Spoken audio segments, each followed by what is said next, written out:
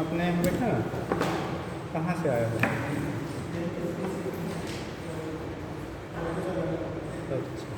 Twelfth इस साल किए हैं? ट्वेल्थ इस साल किए पहले? अभी इस साल कहाँ से? अच्छा, गोंडा से किए। घर यहाँ है कि गोंडा है? चलिए ऑन करो बेटा। अभी वो पानी पी के आए हैं 15 मिनट से। कौन कौन किसका बैग उधर है? चल बेटा, कहाँ तक हुआ था?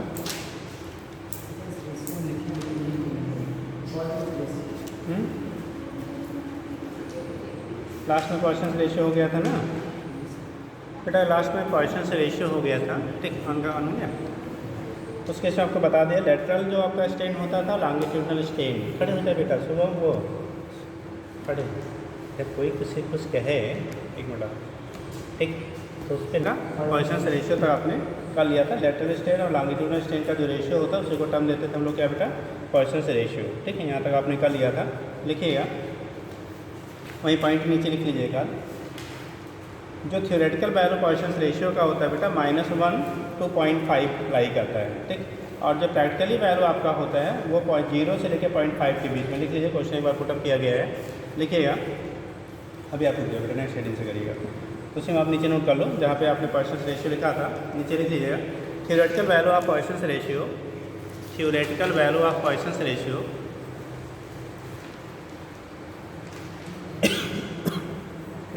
theoretical value of Poisson's ratio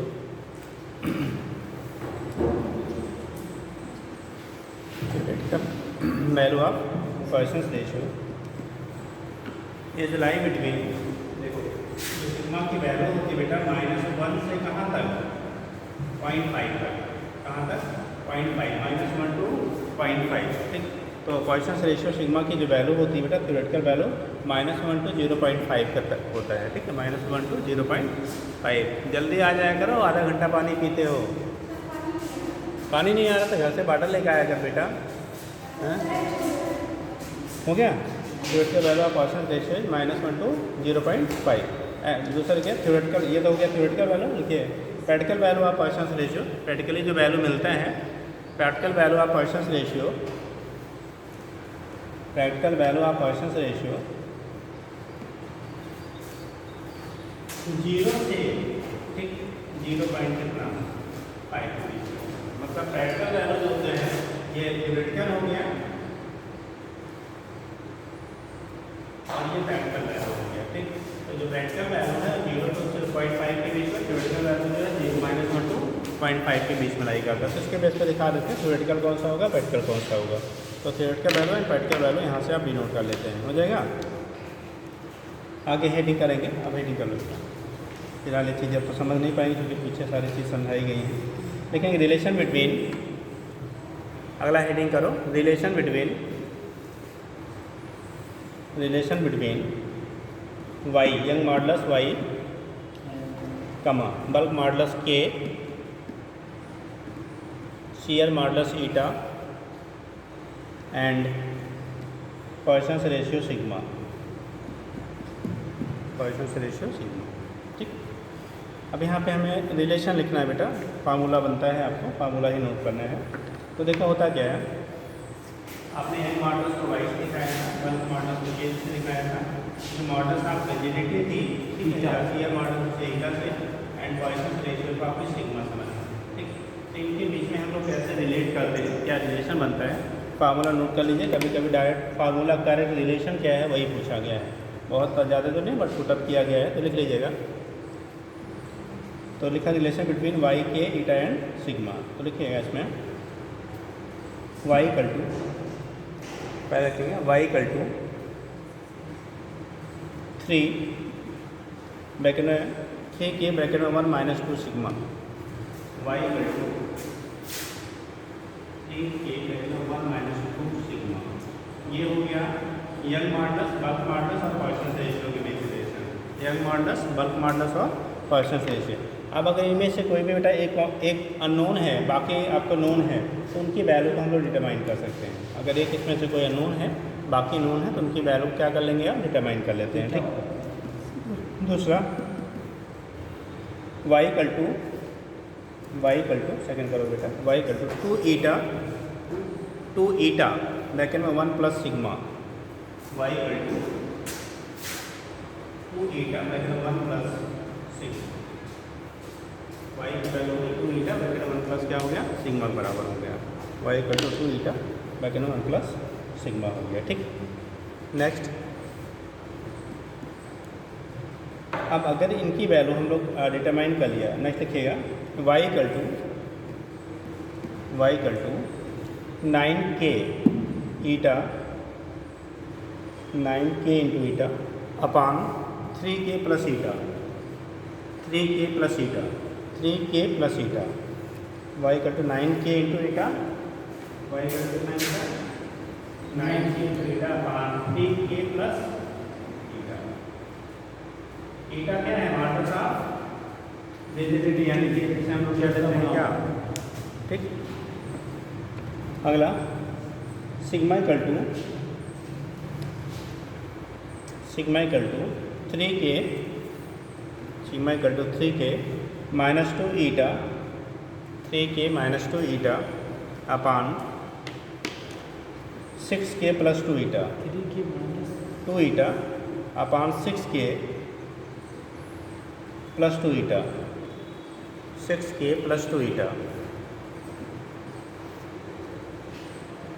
6k plus 2 eta हो गया। तो यहाँ से आप रिप्रेजेंट कर लेते हैं, इनके बीच रिलेशन क्या करेक्ट होगा वहाँ से डिनोट कर लेते हैं बेटा। ठीक, चलिए, तो ये तो हो गया रिलेशन थोड़ा याद रखिएगा। अगर जब भी क्वेश्चन बनता है या तो बाकी डाटा दिया रहेगा, जो अननोन क्वांटिटी होगा वो डिटरमाइन करना होगा। दूसरा कंडीशन आपका होता है कि आपको क्या रिलेशन, करेक्ट रिलेशन कौन सा होगा उसके बेस पे बना हुआ है, बाकी वहाँ पे क्वेश्चन और नहीं वैसे पुटअप होते हैं। अगला हेडिंग करेंगे, नेक्स्ट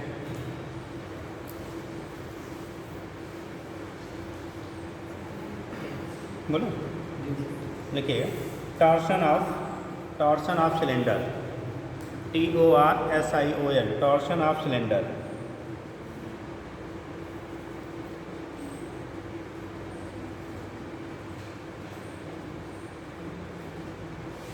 टॉर्शन ऑफ सिलेंडर मतलब टॉर्शन का समझ लो बेटा, जैसे ये है, अब समझ लीजिए, मान लो ये रॉड है, कोई मेटेलिक रॉड है, एक साइड बेटा फिक्स कर दिया, मान लो इसे गैप को हम ले लेते हैं। ठीक, ये अभी इस पोजीशन पे है। ठीक, क्या करते हैं कि अगर इसको फिक्स कर दिया और इधर से एक हम लोग ट्विस्टिंग टार्क डेवलप करें, यानी कपल डेवलप करें जो इसे रोटेट कर दे। तो अभी यह आपकी तरफ, मान आपकी तरफ दिखा रहे हैं, आपकी तरफ है ना, हमने इस पर एक टार्क क्या है, ट्विस्टिंग टार्क डेवलप किया, ये इसे रोटेट कर दिया। तो इसके रिस्पेक्ट में यहाँ पे रोटेशन हुआ ना, ये तो फिक्स है, ये रोटेट नहीं हो रहा है, ये वाला पोर्शन क्या हुआ, जिसे ऐठना कहते हो आप, ऐठ गया। ठीक, तो रोटेट हो गया। तो ये जितना एंगल यहाँ से रोटेट हो रहा है उसके को ट्विस्टिंग एंगल करें, कितना ट्विस्ट वहाँ पे डेवलप किया। ठीक, और उसके लिए कितना हमें क्या फोर्स या कपल की ज़रूरत पड़ेगी और कितना वर्क करना पड़ेगा, उस पर रिलेशन हमें पूछा जाता है। किसी भी अगर कोई भी मेटेलिक रॉड है, ठीक है, उसके एक एंड को आप फिक्स कर दीजिए, एक एंड को फिक्स कर दीजिए, चाहे वो सिलेंडर हो या रॉड हो जो भी है, और दूसरे एंड को बेटा आप क्या करिए, ट्विस्ट करिए, इसको घुमाइए, ऐंठिए। तो उस केस में ये पोर्शन इसके रिस्पेक्ट में ये जितना हमारा क्या हो रहा है, रोटेट हो रहा है। ठीक, तो ये ओरिजिनल कंडीशन से जो एंगल आपका फॉर्म कर रहा है उसी को ट्विस्टिंग एंगल कह लेंगे, या एंगल आप ट्विस्ट कह लेंगे। और जो एंगल आप ट्विस्ट होगा किन किन फैक्टर्स पे डिपेंड करेगा। दूसरा, जो उसको ट्विस्ट करने के लिए हमें टॉर्क की रिक्वायरमेंट होगी या कपल की रिक्वायरमेंट होगी, वो किस पे डिपेंड करेगा, कितना हमें उसको रोटेट करने में कितना वर्क करना पड़ेगा। ठीक, अब ये बताओ, ऐसे जनरल पहले थ्योरेटिकल पॉइंट समझ लीजिए। तो फिर ये बताओ, अगर इसकी लंबाई ज़्यादा होगी तो इसको ट्विस्ट करना इजी होगा कि लंबाई छोटा होगा तब ट्विस्ट करना इजी होगा? लंबाई बड़ी होगी, जितना बड़ा होगा बेटा उसको ऐंठना उतना आसान होगा। दूसरी, जितना इसका एरिया ज़्यादा होगा उसको ट्विस्ट करना इजी होगा, या जितना थिन होगा, पतला होगा तो आसानी से आप उसको रोटेट कर लेंगे। अगर आपका थिक है तो उस केस में आपको ज़्यादा क्या कपल की या टॉप की रिक्वायरमेंट होगी, उसे क्या करने के लिए, रोटेट करने के लिए। एरिया ज़्यादा होगा तो उस केस में आपको जो ट्विस्टिंग कपल हमें अप्लाई करना पड़ेगा, यानी टॉक अप्लाई करना पड़ेगा, वो ज़्यादा रिक्वायर्ड होगा। ठीक, लेंथ ज़्यादा होगा तो वहाँ पे टॉक की रिक्वायरमेंट क्या होगी, कम होगी। ठीक, तो इस कंडीशन में इन्हीं दोनों चीज़ों को आप यूटिलाइज़ करके निकालते हैं कितना आपको क्या करना पड़ेगा, वहाँ पे वर्क करना पड़ेगा, कितने ट्विस्टिंग कपल की रिक्वायरमेंट होगी। ठीक, तो लिख लीजिएगा क्या लिखा है आपका हेडिंग क्या है पे? देखिए 2 लाइन नोट कर लो। देखिए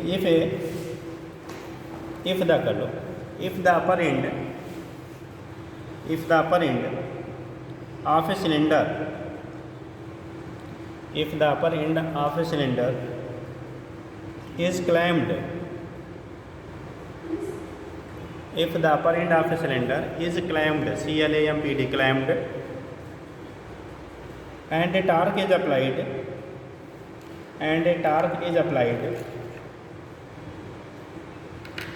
at the lower end of the cylinder, and a torque is applied at the lower end of the cylinder,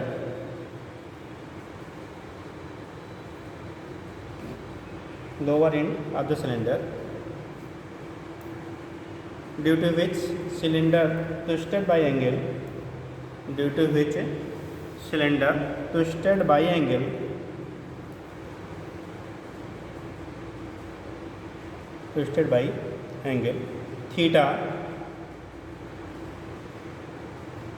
theta simultaneously, मतलब साथ साथ simultaneously shearing strain phi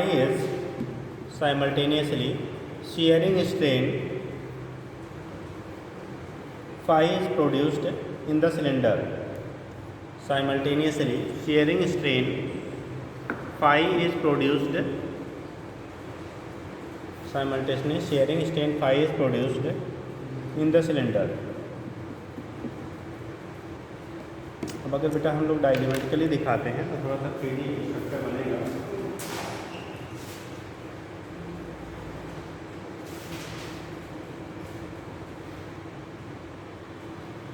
upper and को हमने फिक्स कर दिया बेटा, अपर एंड को क्या किया वो फिक्स कर दिया।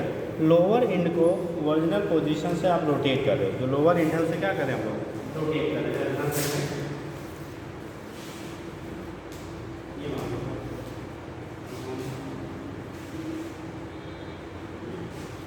सपोज यहाँ पे ओरिजिनल पॉइंट में यहाँ से लेते हैं, इसको इसके रिस्पेक्ट में आप यहाँ से रोटेट किया, ऐसे रोटेट किया तो यहाँ से ए से बी पे पहुँचा। ठीक, ये जो आपका है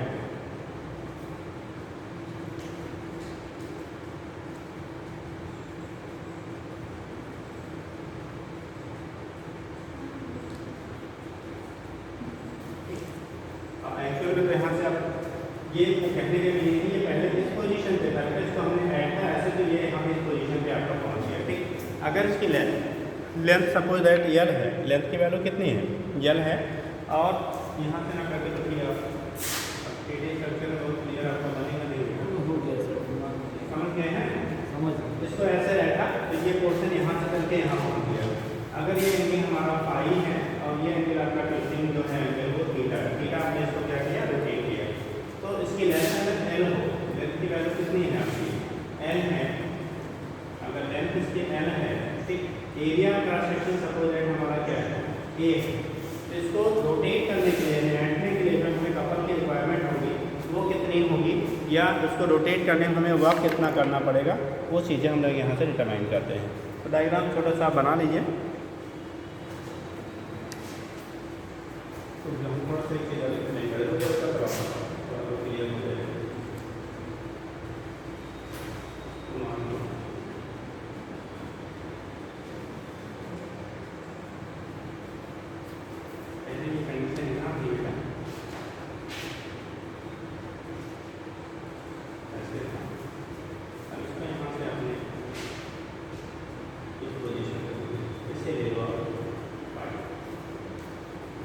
पूरे सिस्टम को यहाँ पे करके इसको हमने यहाँ से यहाँ पे रोटेट कर दिया, ये पाई वैसे बना लो। यूपी बोर्ड से थे सीबीएसई, हाँ रीडिंग हो गया।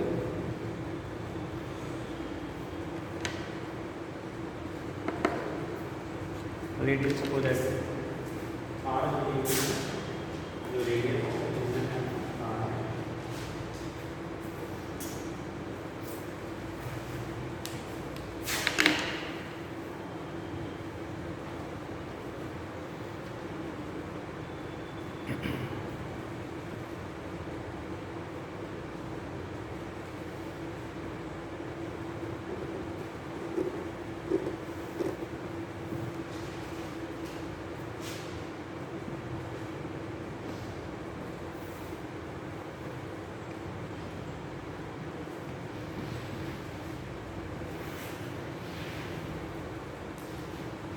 बेटा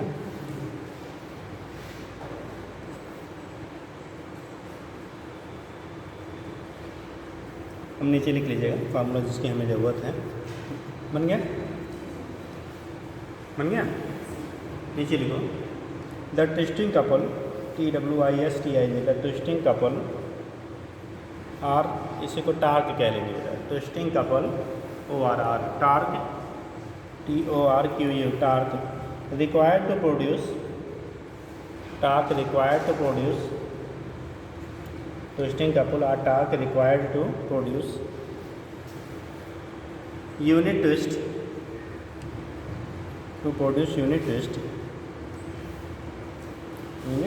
is given by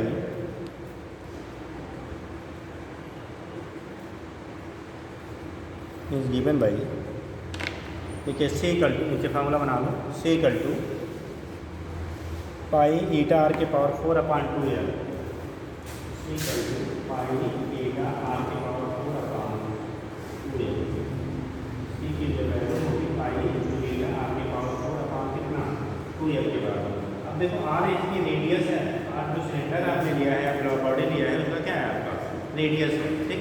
तो आर यहाँ पे रेडियस हो गया, तो सी की वैल्यू की पाई ईटा आर के पावर 4 क्या हो गया 2L के बराबर हो गया।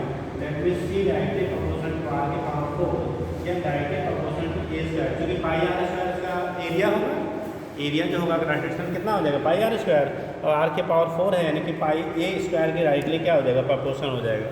तो जो हमें ट्विस्टिंग कपल की रिक्वायरमेंट होगी या कार की रिक्वायरमेंट होगी तो आर के पावर 4 या ए के पावर 2 के डायरेक्टली क्या होता है प्रोपोर्शन होता है, ठीक।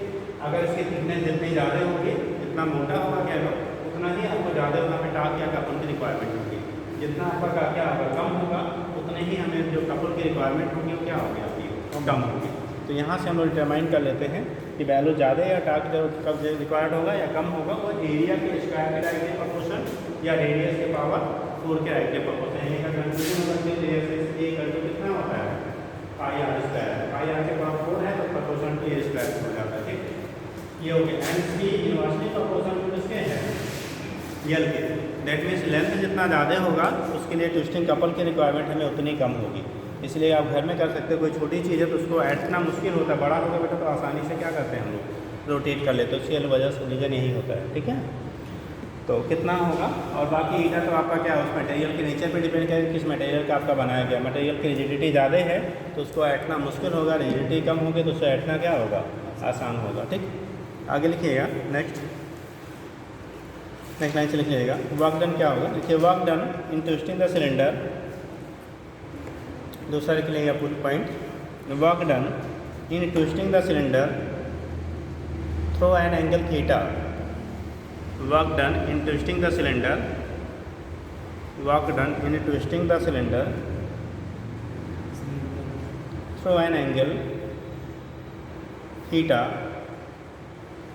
Throw an angle theta is given by, जैसे याद करो स्प्रिंग को अगर आप स्ट्रेस करते थे यक्स डिस्टेंस तो वहाँ पे वर्क डन हम हाफ के एक्स स्क्वायर लिखते थे, ठीक। ऐसे ही अगर कपल हमारा सी लग रहा है, कपल जो है वो सी अप्लाई किया जा रहा है, तो उस केस में थीटा एंगल अगर आप उसे रोटेट करते हो, कितना एंगल थीटा एंगल अगर आप रोटेट करते हैं तो उस केस में जो वर्क डन होगा क्या होगा, वर्क डन होगा half C into theta square के इक्वल होता है, ठीक। तो यहाँ पे वर्क डन W की वैल्यू मिलेगी half C into theta square.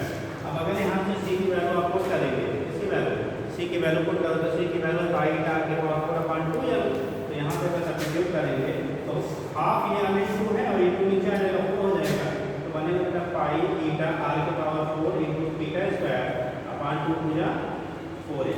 तो वैल्यू जो आएगी जो हमें वर्क डन की रिक्वायरमेंट होगी पाई ईटा आर के पावर 4 इंटू थीटा स्क्वायर/4 एल के क्या हो गया आपका बराबर हो गया, ठीक। पाई ईटा आर के पावर 4 इंटू थीटा स्क्वायर/4L। इतना वर्क करना पड़ेगा उसे अगर हमें थीटा एंगल रोटेट करना है तो, ठीक। तो ये 2 पॉइंट आपका यहाँ से बनता है कि कपल ज़्यादातर थ्योरेटिकल बनते हैं, न्यूमेरिकल भी बनते हैं, न्यूमेरिकल कम बनते हैं, थ्योरेटिकल ज़्यादा बनते हैं कि जो ट्विस्टिंग कपल की रिक्वायरमेंट होगी वो किस में डिपेंड करेगा, तो आर के पावर 4 या एरिया के पावर 2 लेंथ के इन्वर्सली प्रोपोर्शनल हो जाएगा, ठीक। वर्क डन की जो वैल्यू है जो कि half C into theta square के बराबर है, तो जितना आपका यहाँ पे होगा उससे पे पुट करके निकालेंगे, यानी जितना ज़्यादा एंगल रोटेट करना होगा आपको वर्क उतनी ज़्यादा करनी पड़ेगी। हो जाएगा। तो 2 पॉइंट यहाँ से बनता है। अगला हेडिंग करेंगे आप। नेक्स्ट नोट कर लीजिए, हिस्टैरिसीस, इलास्टिक हिस्टैरिसीस। हेडिंग करो इलास्टिक हिस्टैरिसीस बेटा, ELASTIC, इलास्टिक हिस्टैरिसीस। ये चैप्टर आज ख़त्म हो जाएगा। Elastic hysteresis.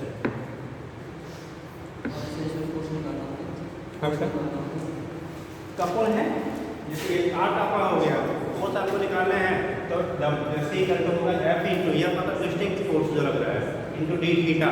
तो यहाँ से थीटा से क्या करेंगे आप, डिवाइड कर देंगे, फोर्स में लिखे हैं। हिस्टैरिसीस क्या, इलास्टिक हिस्टैरिसीस, इलास्टिक हिस्टैरिसीस।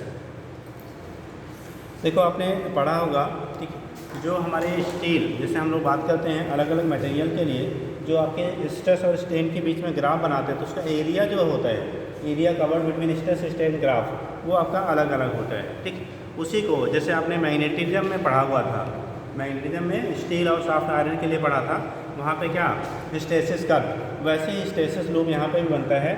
जो मटेरियल, जिस मटेरियल जो आपके क्या होंगे, जिनके लिए लूप की वैल्यू ज़्यादा होगी, यानी लूप का एरिया कवर्ड ज़्यादा होगा, हम लोग बोलेंगे वहाँ पे क्या होगा, एनर्जी, यानी वो क्या होगा, डिफॉर्मेशन में एनर्जी की वैल्यू उतनी ही क्या होगी, ज़्यादा होगी। जहाँ पे कम होगा वहाँ पे कम होगा। तो उसके बेस पे हम यहाँ से डिसाइड करते हैं क्या होगा कैसे होगा। ठीक, तो लिखिएगा क्या लिखिएगा बेटा, इलास्टिक हिस्टैरिसीस लिखिए। व्हेन ए डिफॉर्मिंग फोर्स, देखो बार बार जब किसी भी बॉडी को आप डिफॉर्म करते हो ना, खींचते हो छोड़ते हो, खींचते हो छोड़ते हो, तो धीरे धीरे बेटा उसकी इलास्टिसिटी क्या होती है, रिड्यूस हो जाती है। ठीक, तो लिखिएगा when a deforming force is applied on a body, when a deforming force is applied on a body, then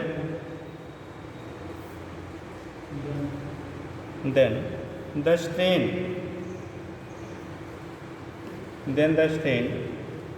does not change simultaneously, then the strain does not change simultaneously with stress, does not change simultaneously with stress,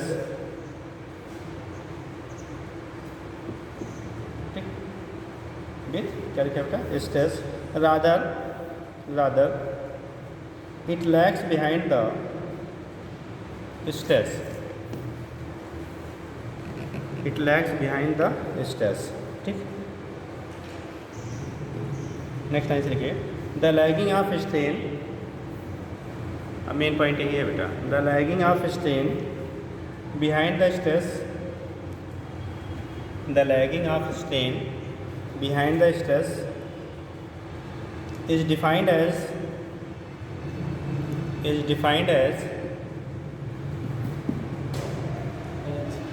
elastic hysteresis,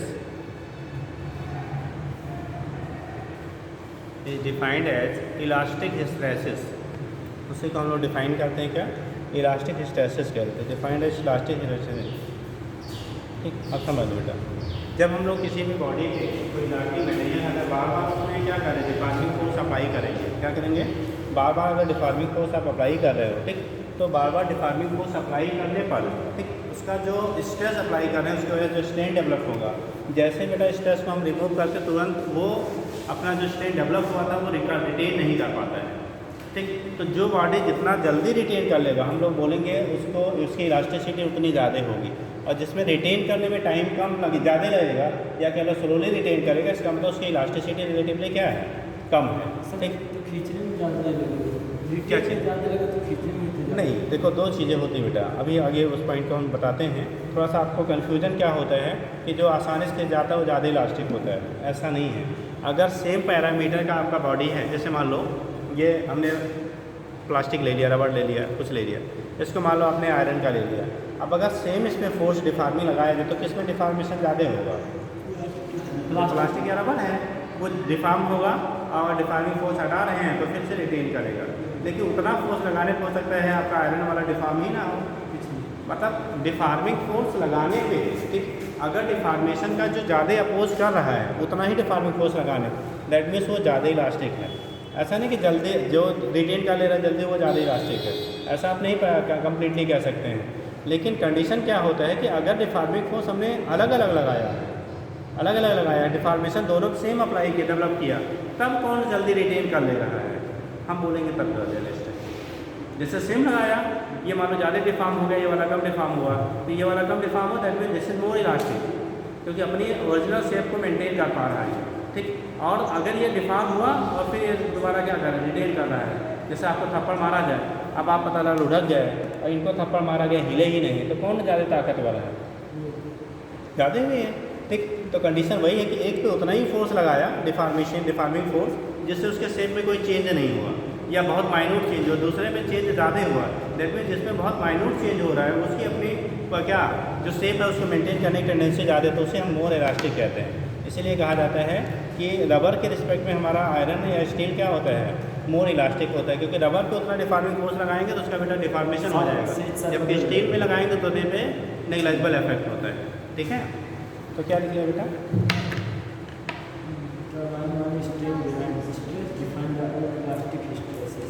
elastic हिस्टैसिस। आगे लिखिएगा हिस्टैसिस loop कर लो बेटा, सब heading कर लो, hysteresis loop, hysteresis loop.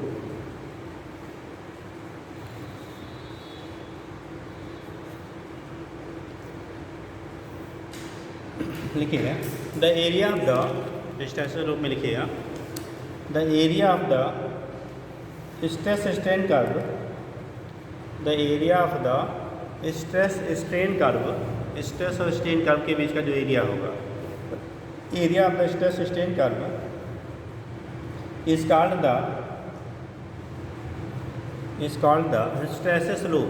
Area of stress strain curve is called the क्या hysteresis loop, and it is numerically equal to the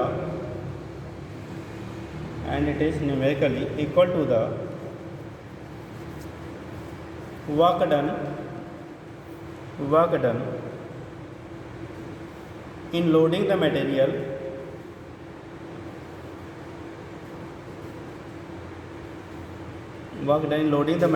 and then unloading it,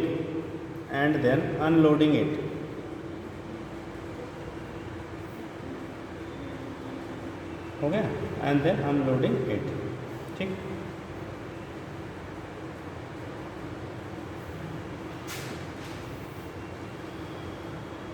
हो गया।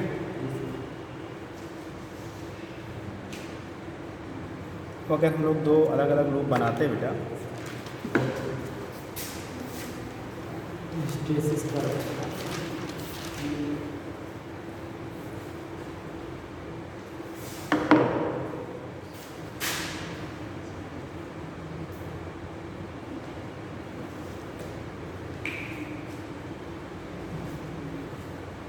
एक स्ट्रेस है और स्ट्रेन के बीच में हम ग्राफ बना देते हैं, ठीक।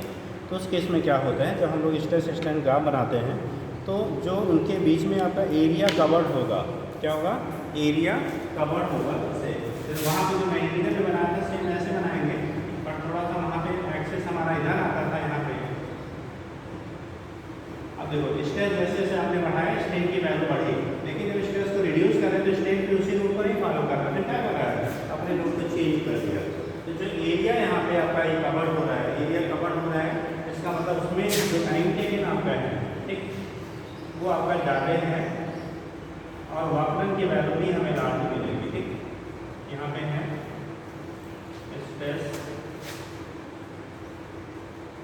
स्ट्रेन,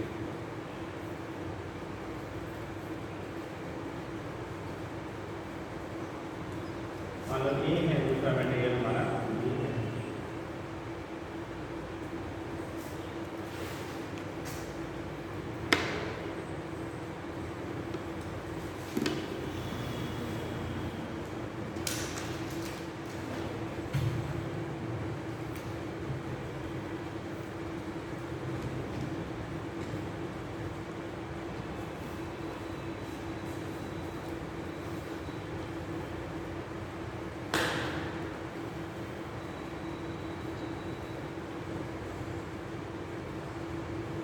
हो गया। अब देखो जिसमें लार्ज एरिया आपका होगा, ठीक, वहाँ पे एनर्जी ज़्यादा हमारा क्या होगा, डिसिपेट होगा, या ज़्यादा एनर्जी का वहाँ पे लॉस होगा। और जहाँ पे एरिया कम होगा वहाँ पे वर्क कम करना पड़ेगा, तो लॉस हमारा कम होगा। इसीलिए जो कार वगैरह की टायरें होती है बेटा, जिसके लिए जैसे लोग के एरिया कम होते हैं उससे सिक्का बनाया जाता है, ठीक है। और जो मशीनरी चीज़ें होती हैं, ठीक है, वहाँ पे बनाया जाता है जिसके लिए एरिया क्या होता है, ज़्यादा होता है। तो ये कंडीशन आपकी होती है, इसके बेस पे दिखा देते हैं। नेक्स्ट हेडिंग करेंगे बेटा। मतलब अगर इस तरह से दो दिया जाए पूरा, इसमें से बेटा आपको अगर जैसे टायर वगैरह हम लोग बनाते हैं, किसका बनाएंगे, तो जिसके एरिया क्या होगी, कम होगी, यही जाएंगे कुछ नीचे बनाए हैं, लिख लो, तो लिख लीजिएगा।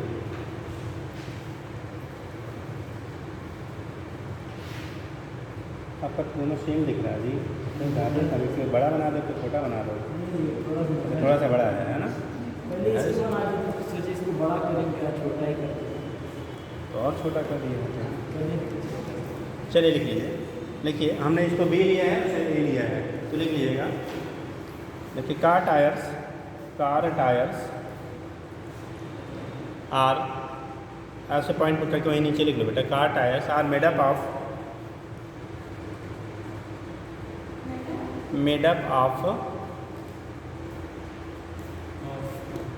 rubber of types B because it has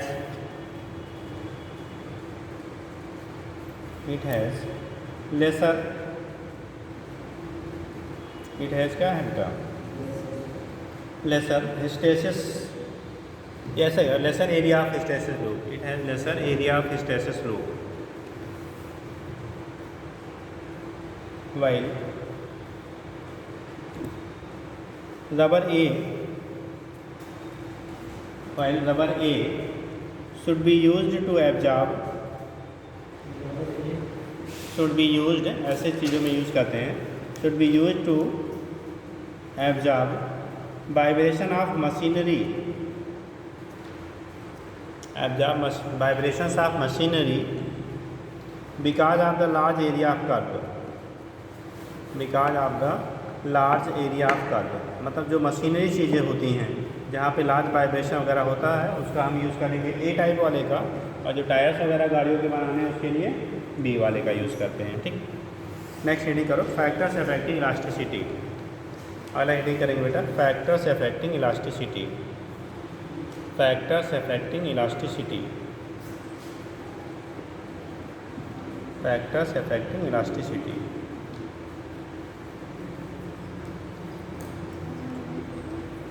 factors affecting elasticity.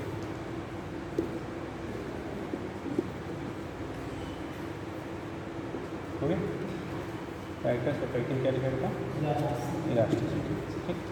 कौन से फैक्टर्स होंगे जो इलास्टिसिटी क्या करेंगे, अफेक्ट करेंगे, फैक्टर्स अफेक्टिंग इलास्टिसिटी, ठीक। तो लिखिएगा पहला पॉइंट खाली लिखिए, समझा देते हैं, इसमें लिखने की जरूरत नहीं है, बहुत लंबी कहानी होगी। पहला हैमरिंग एंड रोलिंग, हैमरिंग पीटना, देखो हैमरिंग पॉइंट लिख लो, ऐसे खाली नाम लिख लीजिए, hammering HAMMERING, hammering and rolling, hammering and rolling. देखो होता क्या है, जब आप किसी भी मटेरियल को ये हैमरिंग करेंगे, हैमरिंग या रोलिंग, फोल्डिंग एंड फोल्डिंग करेंगे, तो उस केस में उसकी जो इलास्टिसिटी होती है मटेरियल की वो इंक्रीज करती है। On hammering and rolling elasticity of material will be increases. अगर आप उसको हैमर करेंगे, पीटेंगे तो उसके जो क्रिस्टल्स होते हैं वो ब्रेक करते हैं, और जब ब्रेकिंग होगी तो दूसरे क्रिस्टल के बीच में इंट्रैक्शंस बढ़ते हैं, तो इसलिए हैमरिंग और रोलिंग पे जो इलास्टिसिटी मटेरियल की होती है इंक्रीज होती है। तो एक लाइन लिखना चाहे लिख लीजिए, on hammering and rolling, on hammering and rolling, on hammering and rolling elasticity of material, elasticity of material will increases। on hammering and rolling elasticity of material will be increases, on hammering and rolling elasticity of material will be increases। Hammering और rolling पे जो elasticity material की होती है वो हमारे increase कर जाती है। On hammering and rolling elasticity of the material will be increases, समझेगा। ठीक, दूसरा होता है बेटा एनीलिंग। एनीलिंग क्या करता है बेटा? एनीलिंग क्या होता है? एनीलिंग का मतलब समझते हो? What is annealing? कोई लोग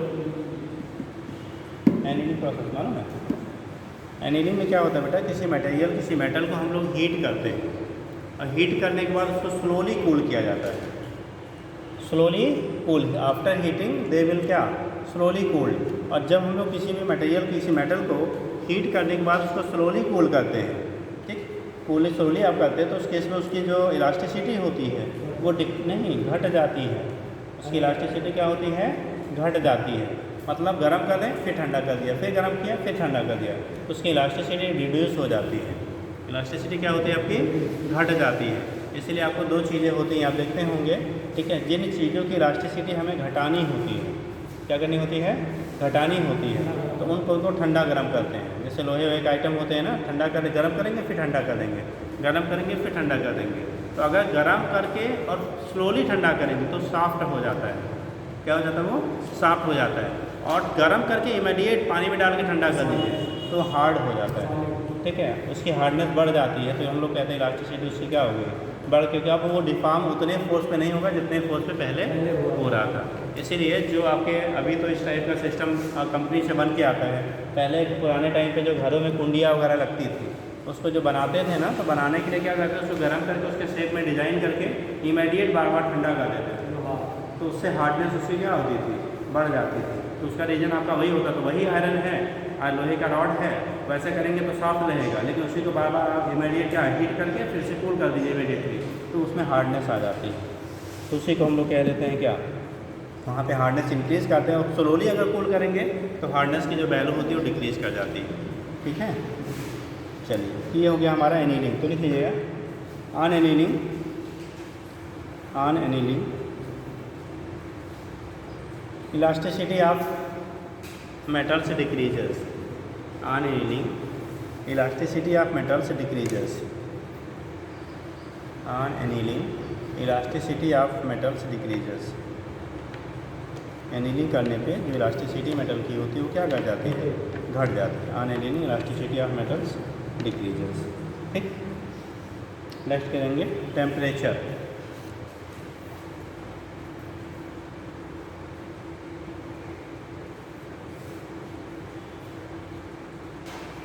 अच्छा, टेम्परेचर अगर राइज किया जाए तो इलास्टिसिटी क्या होगी बेटा? सोच के बताओ, बढ़ेगी घटेगी? अगर टेम्परेचर बढ़ाया जाए किसी भी मटेरियल, किसी मेटल का टेम्परेचर राइज किया जाए तो उस केस में इलास्टिसिटी बढ़ेगी या घटेगी? घट जाती है, क्योंकि सॉफ्ट हो जाता है, ठीक है। तो टेम्परेचर राइज करने पर किसी मेटल का इलास्टिसिटी की जो वैल्यू होती है वो डिक्रीज कर जाती है। तो लिखिएगा टेम्परेचर, लिख लीजिए on increasing temperature, on increasing temperature elasticity, on increasing temperature elasticity will be decreases. On increasing temperature elasticity will be decreases. On increasing temperature elasticity will be decreases. Elasticity जो होती है टेम्परेचर राइज करने पे क्या करता है? आपका decrease कर जाता है। On increasing temperature elasticity will be decreases. तो जब आप क्या करेंगे? टेम्परेचर की वैल्यू राइज करेंगे तो इलास्टिसिटी की वैल्यू जो होती है वो हमारी घट जाती है। On increasing temperature elasticity will be decreases. Next लिखेंगे आज एक चीज़ और सुन लीजिए, इसमें एक एक्सेप्शन भी पूछा गया था आपको, ठीक। एक मटेरियल आपका ऐसा होता है, ठीक है, जिसे हम लोग कहते हैं इनवर। इनवर जो होता है उससे टेम्परेचर, ये एलॉय है, ठीक। तो इनवर का टेम्परेचर चेंज करने पे जनरली उसकी इलास्टिसिटी का कोई इफेक्ट नहीं होता है। इनवर पे अगर हम लोग टेम्परेचर चेंज करते हैं तो उसकी इलास्टिसिटी पे कोई इफेक्ट नहीं होता है। तो जहाँ पे हम वेरिएबल टेम्परेचर एरिया में काम करते हैं और उसकी इलास्टिसिटी को मेंटेन करना होता है, उस कंडीशन में आपका क्या यूज़ किया जाता है? इनवर वगैरह का यूज़ किया जाता है, ठीक। इनवर स्टील। तो नीचे लिख लीजिएगा, देखिए आर ला के कलर पेन से नोट कर लो। इला अब नोट बना लो, चाहे कलर पेन यूज़ कर लीजिए, अंडरलाइन कर लीजिए, जो भी है लिखिएगा। बोले ठीक है। The elasticity of invar steel, the elasticity of invar steel, elasticity of invar steel does not change elasticity of inverse steel does not change with change of temperature, with change of temperature. ठीक, temperature change करने पर inverse steel की जो elasticity होती है वो change बेटा नहीं होती है। इसी वजह से, इसी रीजन की वजह से ऐसे रीजन में जहाँ पे वेरिएबल टेम्परेचर रेंज होता है वहाँ पे हम लोग इनवर्स स्टील का यूज़ किया जाता है कि टेम्परेचर अगर वेरी कर रहा है तो उसके टेम्परेचर वेरिएशन की वजह से उसकी इलास्टिसिटी पे कोई इफेक्ट ना हो। ठीक है, उसकी इलास्टिसिटी पे कोई भी इफेक्ट आपका ना हो तो उसके बेस पे दिखा देते हैं। ठीक, आगे लिखेंगे इम्प्योरिटी। नेक्स्ट पॉइंट कर लो इम्प्योरिटी।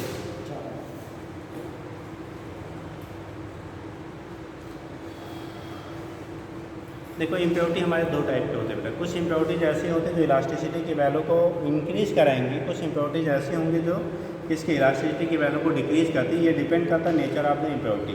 आपने जो इम्प्योरिटी मिलाया है वो कैसा है उसके नेचर पे डिपेंड करता है। तो नीचे लिख लीजिएगा ड्यू टू इम्प्योरिटी, लिख बेटा ड्यू टू इम्प्योरिटी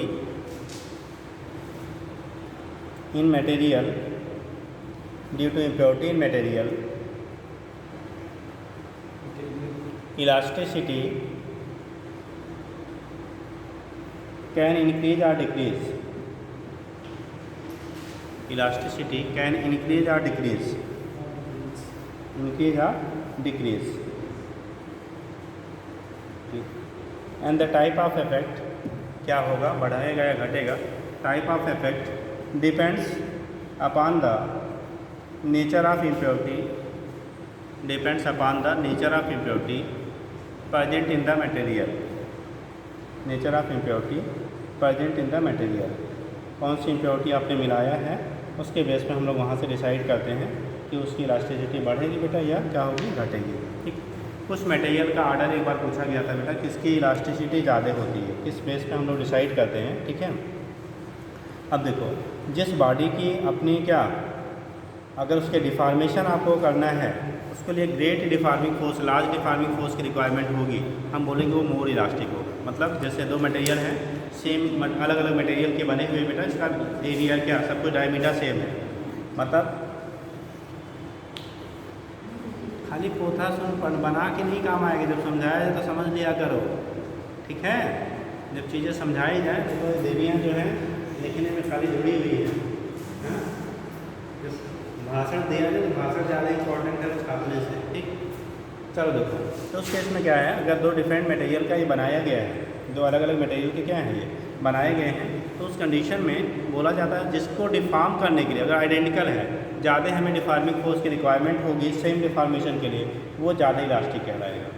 वो क्या होगा, ज़्यादा इलास्टिक होगा। ठीक, दूसरी चीज़ होती है अगर सेम मटेरियल अलग अलग मटेरियल की, मान लो अलग अलग मटेरियल हैं, इनके सेम साइज़ के बॉल बनाए जाए, सेम हाइट से गिराया जाए, सेम क्या किया जाए, हाइट से गिराया जाए, तो जो सबसे ज़्यादा रिबाउंस होगा, रिबाउंस मतलब उछलेगा, रिबाउंस होगा वो सबसे ज़्यादा इलास्टिक होगा कि सबसे कम, सबसे कम, सबसे ज़्यादा जो रिबाउंस होगा वो सबसे ज़्यादा इलास्टिक होगा या सबसे कम, जो कूदेगा सबसे कम। अगर आइडेंटिकल बॉल हैं, ठीक है, डिफरेंट मटेरियल के बनाए गए हैं, डिफरेंट मटेरियल क्या किए गए हैं, बनाए गए हैं, अगर सेम हाइट से उनको क्या कर दिया जाए, फ्री कर दिया जाए, ड्रॉप किया जाए, गिराया जाए, तो उस कंडीशन में किसकी इलास्टिसिटी ज़्यादा होगी, जो सबसे ज़्यादा ऊपर तक रिबाउंस होगा या सबसे कम, सबसे कम। और लोग सबसे ज़्यादा जो हाइट तक रिबाउंस होगा उसकी इलास्टिसिटी ज़्यादा या सबसे कम हाइट तक जो रिबाउंस होगा उसकी इलास्टिसिटी ज़्यादा, सबसे कम पूछा गया पॉइंट है। और लोग अगर अलग अलग मटेरियल के आइडेंटिकल बॉल हैं, सेम साइज़ के, सेम हाइट से आप ड्रॉप कर रहे हो, तो रिबाउंसिंग में जो हाइट ज़्यादा गेन करेगा वो मोर इलास्टिक होगा या जो हाइट कम गेन करेगा वो मोर इलास्टिक होगा, या यंग मॉडल्स की वैल्यू किसके सबसे ज़्यादा होगी।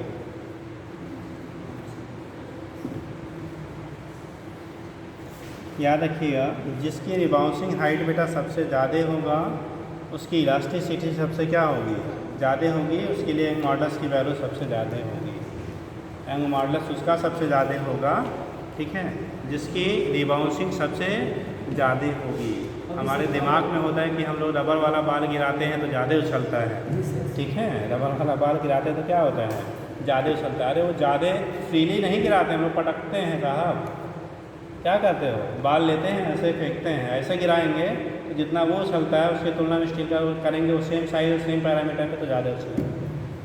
तो हम लोग करते क्या है, ऐसे क्या करते हैं, फेंकते हैं, तब वो ज़्यादा रिबाउंस करता है। ठीक है, तो इसीलिए तो गलती, इसीलिए क्वेश्चन बार बार पूछा जाता है, बार बार गलती होती है। अगर आपने पढ़ा नहीं है और जनरल लाइफ में जो हम देखते हैं वो करते हैं तो वो फिर उल्टा आता है रिजल्ट। ठीक, तो लिख लीजिए, ऐसे लिख लीजिए, बोले देखो, इफ़ ऐसे पॉइंट बना लो, if 4 identical bars of,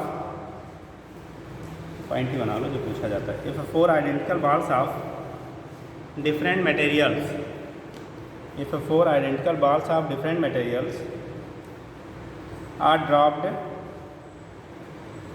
from the same height, are dropped from the same height, dropped from the same height, then after collision, ball rises up to different heights, ball rises up to different heights, after collision ball rises up to different heights, ball rises up to different heights। आगे देखिए, the order of their height, the order of their heights can be, the order of their heights can be given by, हम लोग जो अपने यहाँ पूछा जाता है बेटा, एक इवोरी होता है, एक स्टील का लेते हैं, एक रबर ले लेते हैं और एक क्ले ले लेते हैं। अब क्ले में तो सबसे मिट्टी वो सबसे ज़्यादा गिरेगी, वहीं रह जाएगी बेटा। रबर में उससे ज़्यादा होता है, स्टील में रिबाउंसिंग और ज़्यादा होगी और इवोरी में सबसे ज़्यादा पाई जाती है। इसलिए बोलते हैं यंग मॉडल्स की वैल्यू इवोरी की सबसे ज़्यादा होती है। तो लिख लीजिए ऐसे, H ivory greater than H steel, H steel है वैसे हुए, greater than H rubber, greater than H clay. ठीक, ग्रेटर देन क्या, एच क्ले। ठीक, तो इसमें सबसे ज़्यादा जो वैल्यू है हमारी इवोरी का है, IBORY है बेटा, इवोरी का सबसे ज़्यादा होता है। बिकास जिसकी रिबाउंसिंग ज़्यादा हो रही है उसके लिए यंग मॉडल्स की वैल्यू उतनी ही ज़्यादा होगी। बिकास क्यों ऐसा होता है, आई है IBORY है, बिकास यंग मॉडल्स इवोरी का क्या होता है, सबसे ज़्यादा होता है। फिर वाई स्टील, फिर वाई रबर, और सबसे कम क्या हो जाएगा, वाई क्ले। जो क्ले होता है उसका सबसे क्या होता है बेटा, कम होता है। इसके बेस पे हम लोग यहाँ से डिसाइड कर लेते हैं। ठीक,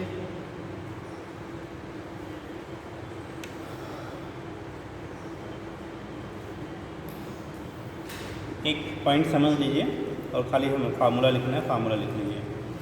देखो होता है जो बेटा बीम बनाए जाते हैं, जो सामने देखो बना है ना, जो बीम बनाए जाते हैं, ठीक है, चाहे वो मेटेलिक हो या जैसे भी हम लोग बनाते हैं, उसकी डिजाइनिंग हमेशा इस तरह से की जाती है कि वो मैक्सिमम कम मटेरियल में ज़्यादा लोड को बियर कर पाए। मतलब कम मटेरियल हम खर्च करके ज़्यादा उसकी स्टेबिलिटी को क्या कर पाए, प्रोवाइड कर पाए। ठीक, अगर जैसे बीम आप देख लो, बिल्डिंग में बीम लगी हुई है, ये बीम जैसे वर्टिकली बनाई गई है ना, अगर इसी को हॉरिजॉन्टली बना दीजिए, मतलब जो भी इसमें मटेरियल है, इतने मटेरियल का जैसे वर्टिकल बना गया है, इसको हॉरिजॉन्टल कर दीजिए तो उसकी स्टेबिलिटी घट जाएगी। मतलब वो जितना ये लोड बियर कर पाएगा इस समय, इस सिचुएशन में जिस सिचुएशन बना है, उसके रिस्पेक्ट में जो लोड बियरिंग कैपेबिलिटी होगी वो काफ़ी रिड्यूस कर जाएगी। इसीलिए आप देखते होंगे जब भी बीम बनाया जाता है तो उसकी जो वर्टिकल हाइट होती है वो ऑलवेज लार्जर रखा जाता है in comparison to horizontal width. चौड़ाई की तुलना में ऊंचाई हमेशा क्या रखी जाती है बेटा, ज़्यादा रखी जाती है। अगर गलती से उल्टा बना हुआ है, दैट मीन्स अनट्रेन्ड पर्सन द्वारा बनाया गया है जिसको कुछ नहीं पता है। ठीक, तो इसलिए हमेशा जब बीम डिज़ाइन की जाती है तो उसकी ऊंचाई जो होती है वो ज़्यादा रखी जाती है, चौड़ाई उसकी कम रखी जाती है, क्योंकि उसी मटेरियल का अगर हम डिज़ाइन करते हैं उल्टा बना दीजिए तो उसकी स्टेबिलिटी क्या होगी, घट जाएगी। आजकल हाईवे पे बहुत सारे क्या फ्लाईओवर्स बने हुए हैं, आप जाके आप देखेंगे तो मोस्टली जो आपके क्या होते हैं, बनाए जाते हैं, वहाँ पे आई शेप का बनाया जाता है। कैसा बनाते हैं, आई शेप का बनाते हैं, सबसे या जो भी कह लो, ऐसे कुछ आप जाएंगे तो जो फ्लाईओवर आपके बने हुए हैं ना, इस तरह से उनके जो बीम हैं इस तरह से डिजाइन किया जाता है, ठीक है, ज़्यादातर जगहों पे, ठीक, या ऐसे फ्लैट आपको डिजाइनिंग मिलेगी। लेकिन कहीं भी आपको ऐसे वाला नहीं मिलता है। कैसे वाला कि इसकी चौड़ाई ज़्यादा हो और ऊंचाई कम हो, ऐसे वाले बीम आपको नहीं मिलती है।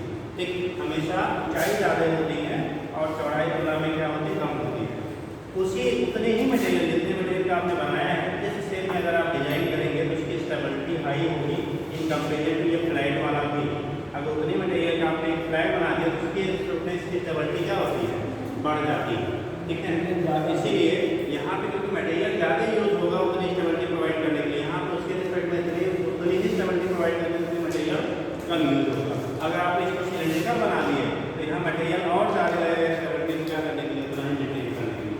इसीलिए आप देखते होंगे जो गटर वगैरह लोहे के गटर आते हैं ना, टी शेप के मिलते हैं आपको या आई शेप के मिलते हैं। ठीक, तो उस केस में जो आई शेप या टी शेप का बनाया जाता है उसका कॉन्सेप्ट वही रहता है कि उतने मटेरियल से अगर एक सॉलिड पाइप बना देंगे तो उसकी स्टेबिलिटी इसकी तुलना में बहुत कम हो जाती है।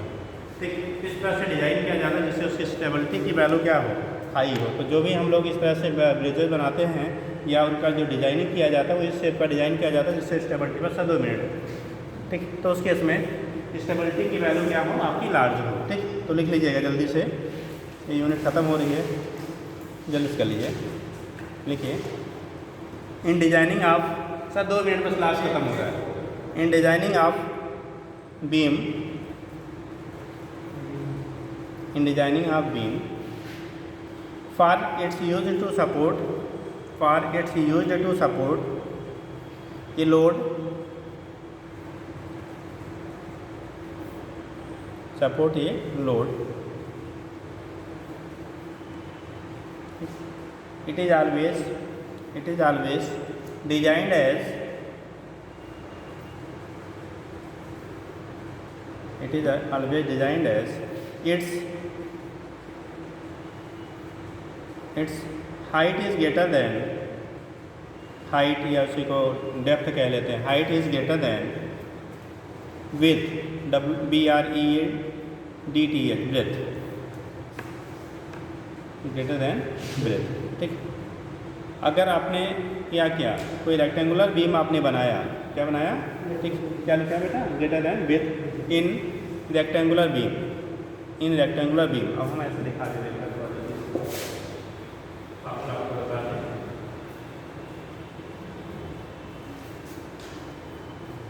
तो रेक्टेंगुलर बीम हम लोग बनाते हैं तो उस केस में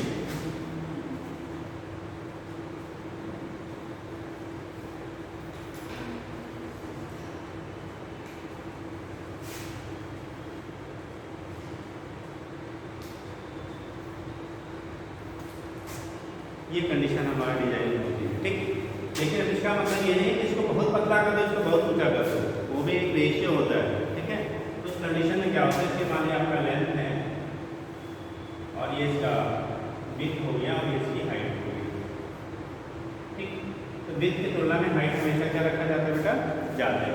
इनके जो पिलर्स हैं जहाँ से आपने सपोर्ट दिया है, अगर सपोर्टों के बीच की हम दूरी लेते हैं बेटा, किसके बीच का, जो सपोर्ट हम लोग देते हैं, सपोर्ट के बीच की दूरी स्टेबिलिटी उसके सपोर्ट पे डिपेंड करती है। जैसे देखते हैं जब लंबा होता है तो बीच में पिलर लगा दिया जाता है, या अगर आप पिलर नहीं लगाते तो बीच जो बीम होती है उसकी हाइट में बढ़ानी, उसकी स्टेबिलिटी बढ़ानी पड़ती है। ठीक, तो उस केस में अगर इनके बीच का जो सपोर्ट है, इनके बीच की दूरी हमारी L है, दूरी कितनी है, L है, हाइट H है और B है। इसमें मान हमने एक लोड अप्लाई किया, क्या अप्लाई किया बेटा, एक लोड अप्लाई किया W, एक लोड अगर W अप्लाई कर रहे हैं, इसमें बेंडिंग आपकी होगी, क्या होगी बेटा, ये बेंडिंग जो आपकी होती है, तो बेंडिंग जो डिपेंड करेगा इस पर लोड अप्लाई करने पे। मान लो हमने लोड अप्लाई किया, ये लोड है, लोड W अप्लाई किया, तो लोड अप्लाई करने पे इसमें जो बेंडिंग आपकी होगी, झुकाव जो होगा अपनी ओरिजिनल पोजीशन से जो डिप्रेशन आपको डेवलप होगा। ठीक है, अगर मान लो यहाँ पे डेल्टा हमारा डिप्रेशन हो रहा है, कितना हो रहा है, डेल्टा वो डिप्रेस हो रहा है, तो पूछना जाता है डेल्टा की वैल्यू किन चीज़ों पर डिपेंड करेगा, जो डिप्रेशन आपका डेल्टा डेवलप होगा वो किस चीज़ पर डिपेंड करेगा। तो लिखिएगा नीचे,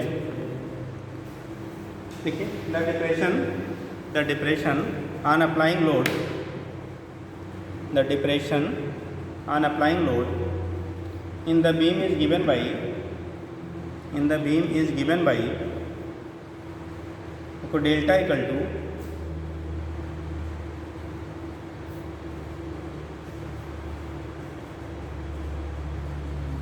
इज गिवन बाई, देखिए delta equal to W into L cube, W into L cube upon 4 YB into H cube.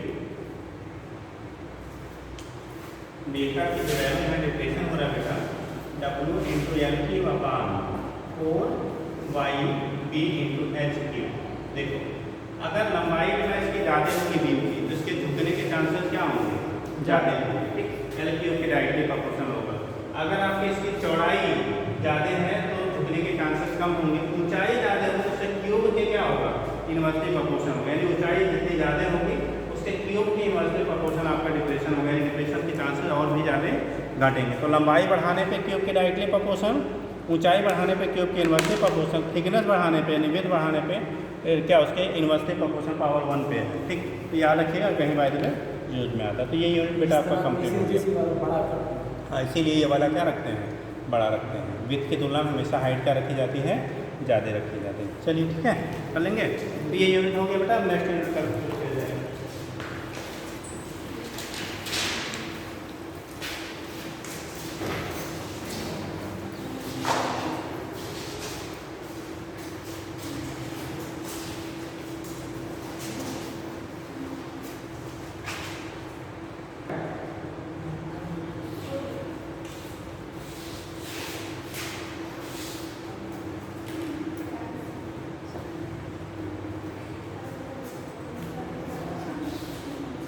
Mitosis classes में हमने रिवीजन करवा दिया था और मॉर्फोलॉजी फ्लावरिंग प्लांट्स ये भी हो गया था। सेल साइकिल सेल डिवीज़न ये भी हो गया था, है ना। और उस दिन टेस्ट के लिए हमने आपका कौन सा टॉपिक, टेस्ट वाले बायोलॉजिकल क्लासिफिकेशन, यस हो गया था।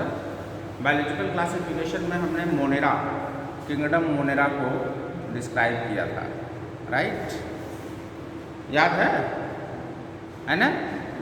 तो मैं आपको उस दिन बैक्टीरिया का स्ट्रक्चर, शेप एंड साइज का बता रहा था, बोलो, है ना। बैक्टीरिया मोनेरा किंगडम मैंने आपको बताया था कि 5 किंगडम क्लासिफिकेशन, याद करो 5 kingdom classification, 5 kingdom classification given by, बोलिए, बोलते जाओ तो एक बार रिवीजन होता जाएगा बेटा। RH विटेकर बताया थे ना, RH विटेकर इन्होंने 5 किंगडम क्लासिफिकेशन दिया। इनके 5 किंगडम के नाम क्या हम लोग एक बार बोलो। First is Monera, second is protista, बोलो बेटा, बोलो, रिवीजन क्लास है ना, बोलते जाइए। मोनेरा, प्रोटिस्टा, फंजाई, बोलो, प्लांटी और एनिमेलिया, ठीक ना। ये 5 हो गए ना, first, second, third, fourth and fifth. ये 5 किंगडम, इसको 5 किंगडम क्लासिफिकेशन कहा, किसने, RH विटेकर ने। और जितने भी लिविंग ऑर्गेनिजम्स हैं इन सबको इस 5 किंगडम में रखा, ठीक है।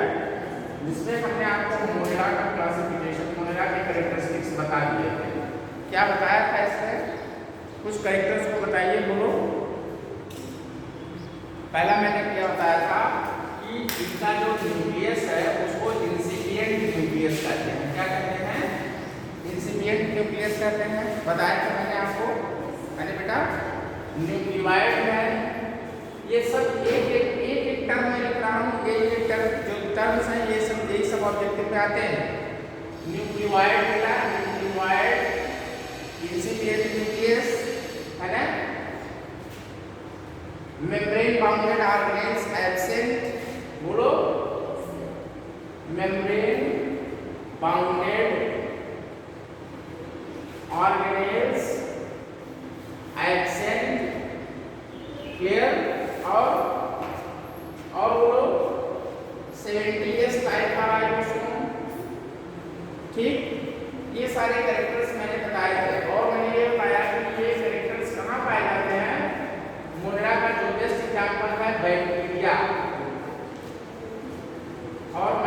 आपको बैक्टीरिया पढ़ाया भी था, है ना, बैक्टीरिया पढ़ाया था याद है बेटा, तो शेप और साइज के बेस पर बैक्टीरिया को पढ़ाया था, याद है, क्लास में थे ना उस दिन। तो बैसिलस बैक्टीरिया, पहला बैक्टीरिया कौन बताए थे, बोलो, बैसिलस। जो बैसिलस बैक्टीरिया है, बैसिलस ये रॉड शेप बैक्टीरिया होती है, कैसी होती है, रॉड शेप, ठीक। और इसका एग्जाम्पल क्या है बेटा, लैक्टोबैसिलस, लैक्टोबैसिलस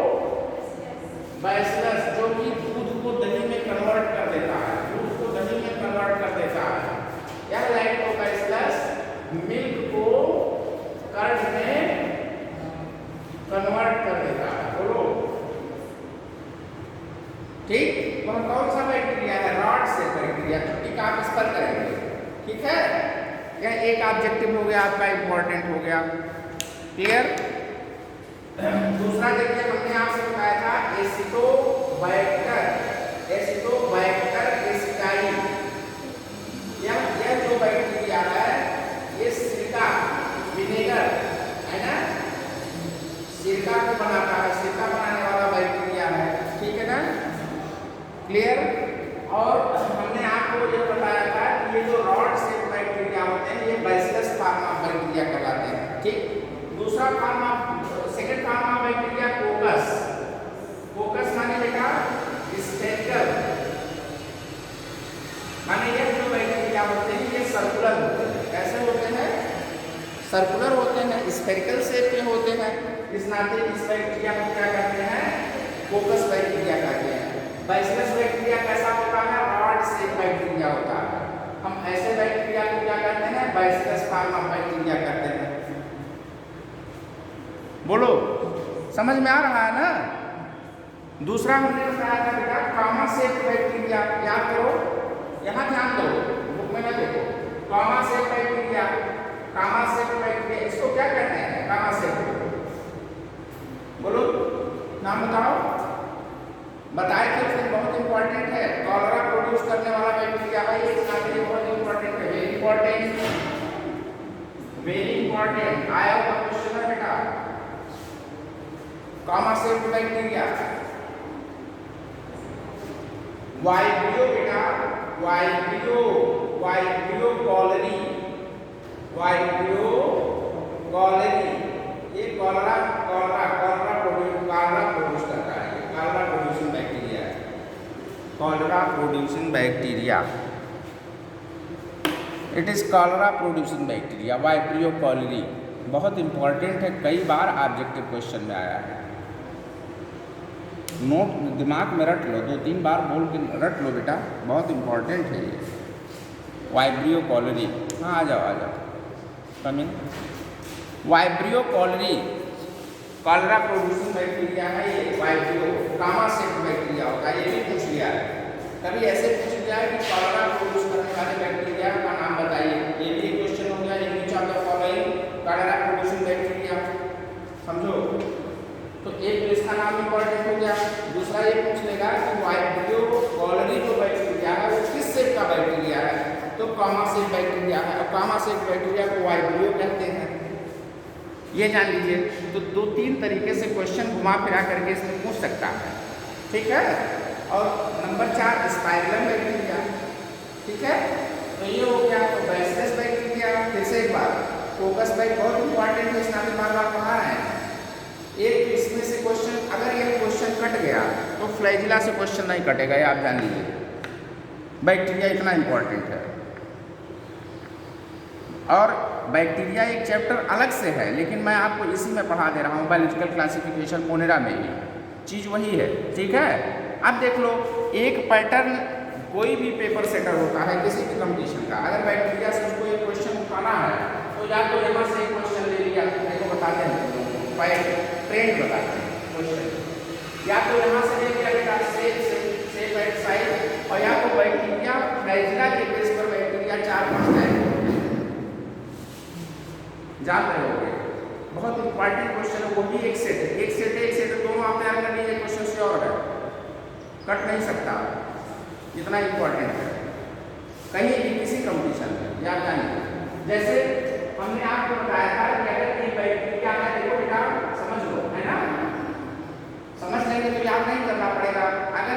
ट्राइकस, ट्राइकस माने फ्लैजिला, अगर इस पर एक ट्राइकस है तो इसको मोनोट्राइकस कहेंगे। क्या कहेंगे?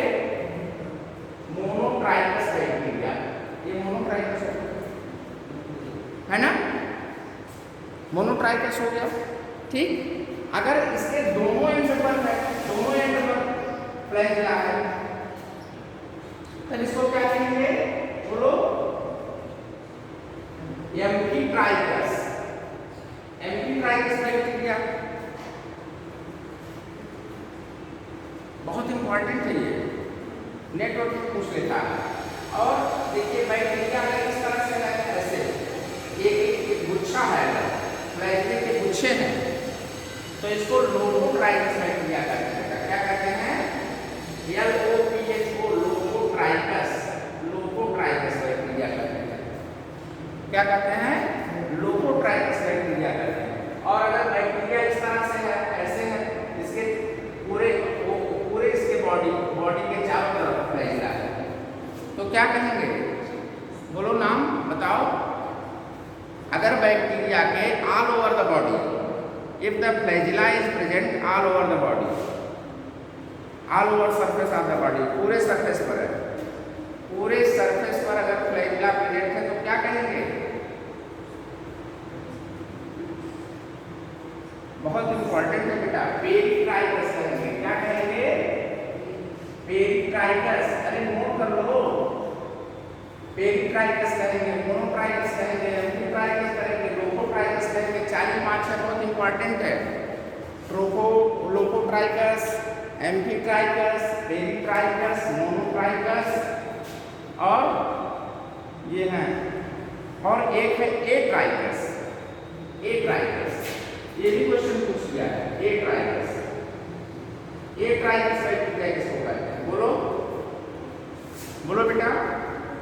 एट्राइकस बैक्टीरिया उस बैक्टीरिया को कहते हैं जिस बैक्टीरिया पर कोई फ्लैजिला नहीं पाया जाता, नो फ्लैजिला। बहुत इंपॉर्टेंट है, BSc पार्ट 1 पेपर फर्स्ट का पहला चैप्टर है ये, बैक्टीरिया। ये भी जान लीजिए। बॉटनी का जो फर्स्ट पेपर है BSc में, चाहे जिस यूनिवर्सिटी का हो, पहले बैक्टीरिया रखा गया है। Bacteria, virus, lichen and fungi, ये रखा गया है।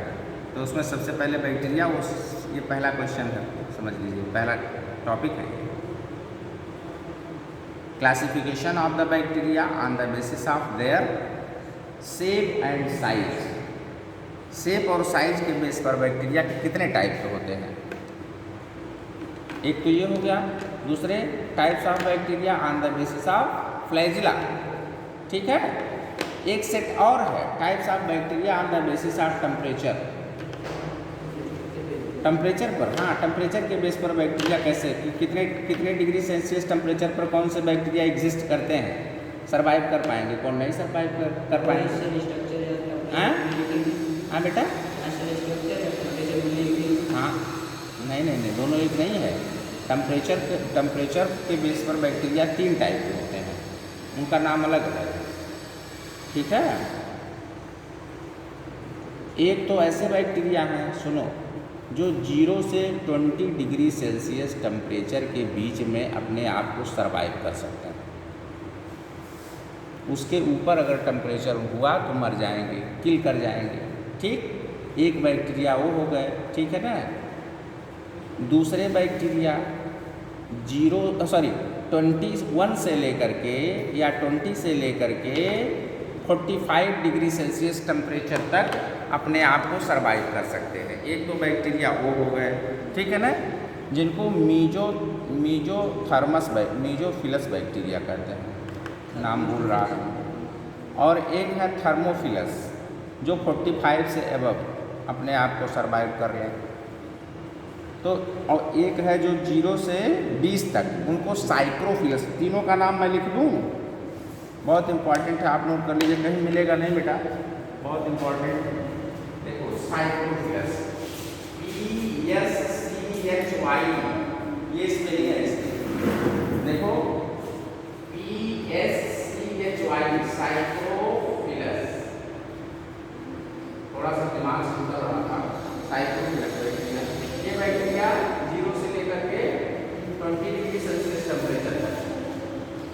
अपने आप को सर्वाइव कर सकते हैं, ठीक।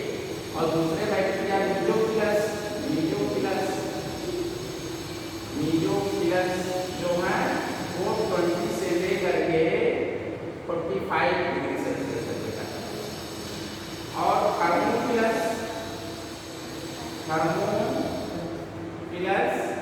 जो है वो 45 and above 45 degree Celsius above, ऐसे उससे ऊपर अपने आप को सर्वाइव कर सकते हैं। माने उससे भी अधिक टेम्परेचर उनको आ देंगे तो नहीं किल होंगे, मरेंगे नहीं।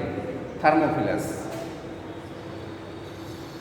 तो इसको आप इन तीनों को लिख सकते हैं कि classification of the bacteria on the basis of temperature, on the basis of survival.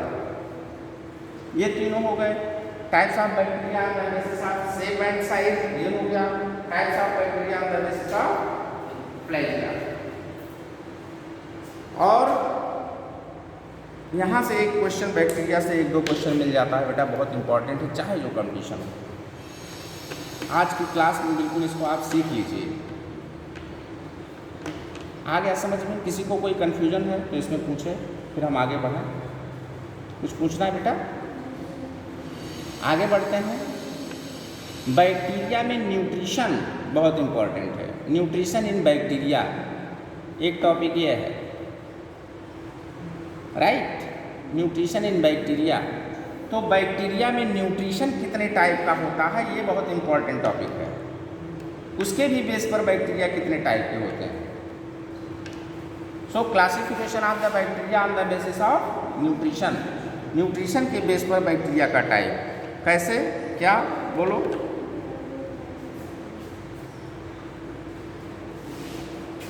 मिटाएं इसको या नोट करना है?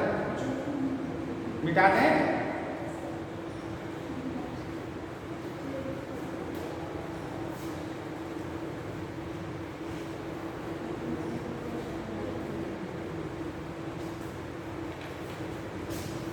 न्यूट्रिशन जरा बताना, न्यूट्रिशन बताना भाई, बैक्टीरिया का न्यूट्रिशन कुछ है आइडिया?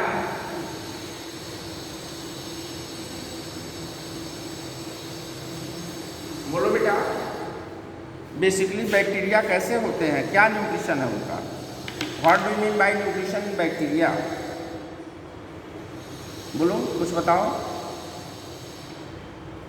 बोलो।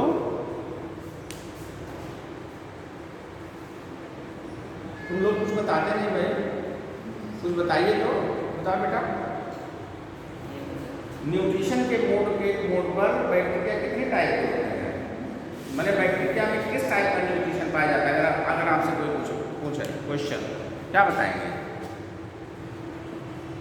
बैक्टीरिया में न्यूट्रिशन कैसा होता है?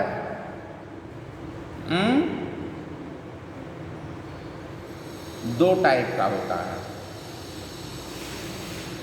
ऑटोट्रॉपिक बैक्टीरिया भी होते हैं और हेटेरोट्रॉपिक भी बैक्टीरिया होते हैं। ऑटोट्रॉपिक होते हैं, क्यों? यस हाँ बेटा। नहीं, ये पता था।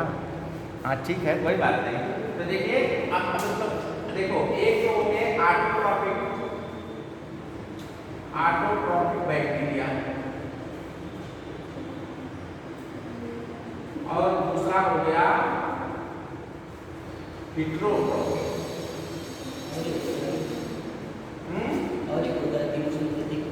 हेटेरोट्रॉपिक बैक्टीरिया और कौन सा? इसी में आ जाएगा भैया, इसी में आ जाएगा। हाँ, कीमोसिंथेटिक अलग नहीं है, कीमोसिंथेटिक अलग नहीं है। मैं इसका पूरा भी आपको पूरा लाइन चार्ट बना दूँ, पूरा लाइन चार्ट इसका बना के समझा दें आपको। देख लीजिए, देखिए जो ऑटोट्रॉपिक बैक्टीरिया है, देखो ऑटोट्रॉपिक, ये ऑटोट्रॉपिक बैक्टीरिया दो टाइप के होते हैं। देखिए दो टाइप के होते हैं ऑटोट्रॉपिक। कौन कौन से? एक तो हो गए फोटो ऑटोट्रॉप्स,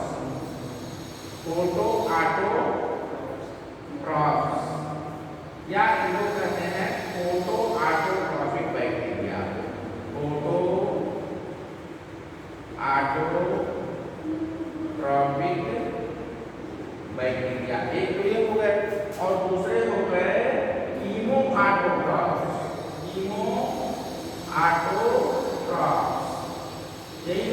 क्या कीमोसिंथेटिक बैक्टीरिया, क्या हो गए कीमोसिंथेटिक बैक्टीरिया, किसी को कहते हैं बेटा, किसी को, ये कीमोसिंथेटिक बैक्टीरिया हो गए, ठीक है। तो ये हो गए ऑटोट्रॉफ्स, माने ऐसे ऐसे बैक्टीरिया जो अपना भोजन खुद बनाए, clear. Those bacteria which they can manufacture their own food itself, they are called autotrophic bacteria. Auto माने होता है सेल, ऑटो माने सेल, ठीक है ना, और ट्रॉफिक माने होता है, ट्रॉफिक माने होता है to make the food, to make the clear. तो यह हो गए ऑटोट्रॉफिक बैक्टीरिया। अब ये दो टाइप से अपना भोजन कैसे बनाएंगे, एक तो फोटो ऑटोट्रॉफ्स हो गए, फोटो माने लाइट, फोटो माने, तो ये लाइट का यूज करेंगे इस प्रोसेस में, इस प्रोसेस में ये बैक्टीरिया लाइट का यूज करते हैं, लाइट का यूज करते हैं, यानी एनर्जी के लिए, to obtain the energy they utilise the sunlight, they utilise the sunlight, यानी सनलाइट का यूज करते हैं, राइट। समझ में आ गया बेटा, यानी 6CO2 प्लस 6H2O, ठीक है,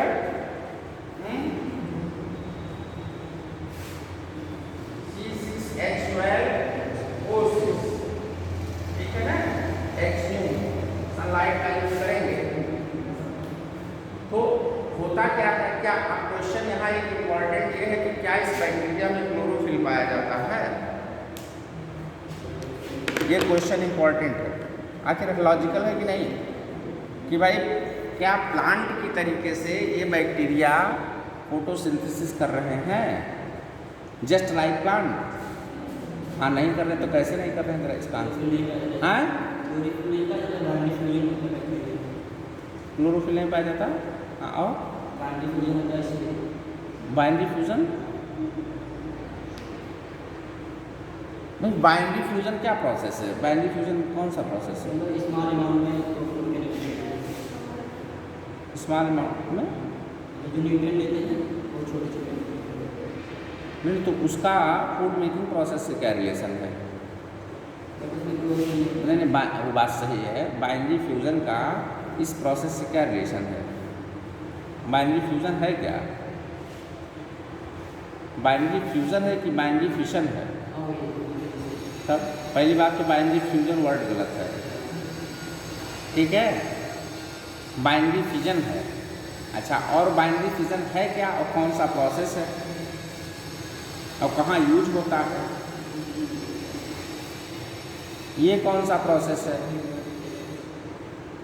ये फोटोसिंथेसिस का प्रोसेस है, और बाइनरी फिजन कहाँ होता है, हाँ, जब बॉडी डिवाइड होती है उसमें, हाँ, जब बॉडी डिवाइड होती है, स्प्लिट होती है, तब वहाँ वो प्रोसेस है फिजन वाला, और उसको क्या कहते हैं, रिप्रोडक्शन कहते हैं,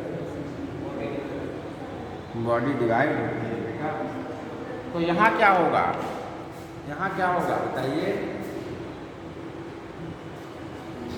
यहाँ देखिए, यह एक इम्पॉर्टेंट है, मैं आपको बता रहा हूँ, यहाँ पर क्लोरोफिल तो नहीं पाया जाता, क्लोरोफिल इज एब्सेंट, क्लोरोफिल तो नहीं पाया जाता है, क्योंकि क्लोरोफिल तो बेसिकली प्लांट में पाया जाता है ना बेटा, लेकिन क्लोरोफिल से, क्लोरोफिल के सिमिलर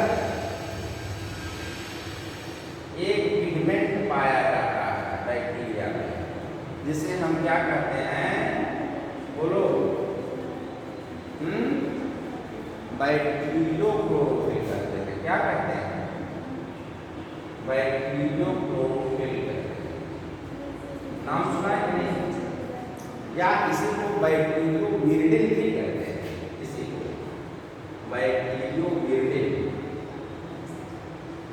बैक्टीरियोविरिडिन, बैक्टीरियोक्लोरोफिल या क्लोरोबियम, क्लोरोबियम, आपके कुछ क्वेश्चन में क्लोरोबियम आता है, इंपॉर्टेंट है, क्लोरोबियम बेटा, क्लोरोबियम या बैक्टीरिया में पाया जाता है, जिसकी हेल्प से बैक्टीरिया सनलाइट को ट्रैप कर लेता है और फोटोसिंथेसिस प्रोसेस से फूड बनाता है। राइट, ये हो गए ऑटोट्रॉपिक बैक्टीरिया में फोटो ऑटोट्रॉप्स। राइट, दूसरा टाइप है कीमो ऑटोट्रॉप्स।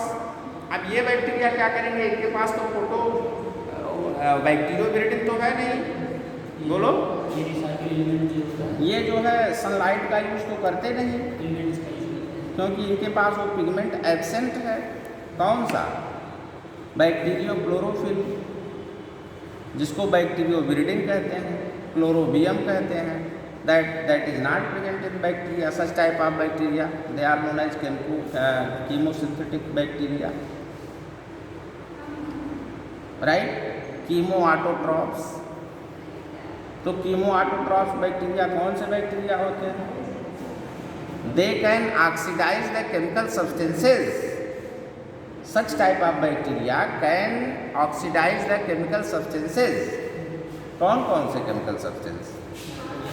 बोलो, जैसे H2S है, हाइड्रोजन सल्फाइड है, नाइट्रोजन ऑक्सीडाइजिंग बैक्टीरिया है, जैसे नाइट्रोसोमोनास है ना बेटा, सूडोमोनास, नाइट्रोसोमोनास और नाइट्रोबैक्टर। ये क्या करते हैं? नाइट्रोजन ऑक्सीडाइजिंग बैक्टीरिया है, नाइट्रोजन है ना, they can fix the nitrogen in the atmosphere.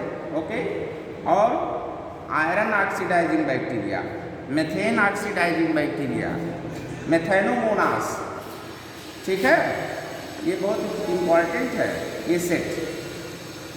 तो इस तरीके से ये जो बैक्टीरिया हो गए ऑटोट्रॉफ वाले, देखो ये हो गए methane oxidising bacteria, methane oxidising bacteria. ठीक है ना, जिसको मिथेनोमोनास कहते हैं। अब इसका एग्जाम्पल पूछ लेता है, इसमें कंपटीशन में पूछ लेता है। मैं लिख दे रहा हूँ मिथेनोमोनास, यह बैक्टीरिया है, मेथेन ऑक्सीडाइजिंग बैक्टीरिया है।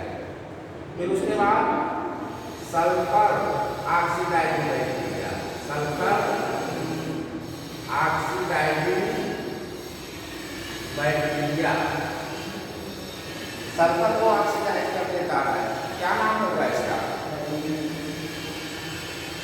नहीं, राइजोबियम नहीं है बेटा, राइजोबियम जो है वो नाइट्रोजन दोनों करता है, फॉस्फेट सल्फर दोनों ऑक्सीडाइज सल्फर भी करता है। चलो ठीक, अच्छा क्यों बताया। फिर उसके बाद नाइट्रोजन ऑक्सीडाइजिंग बैक्टीरिया,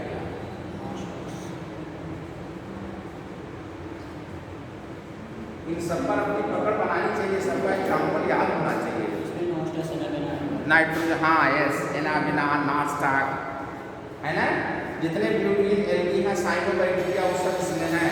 समझ रहे हो ना? हाँ, very good. एनाबिनान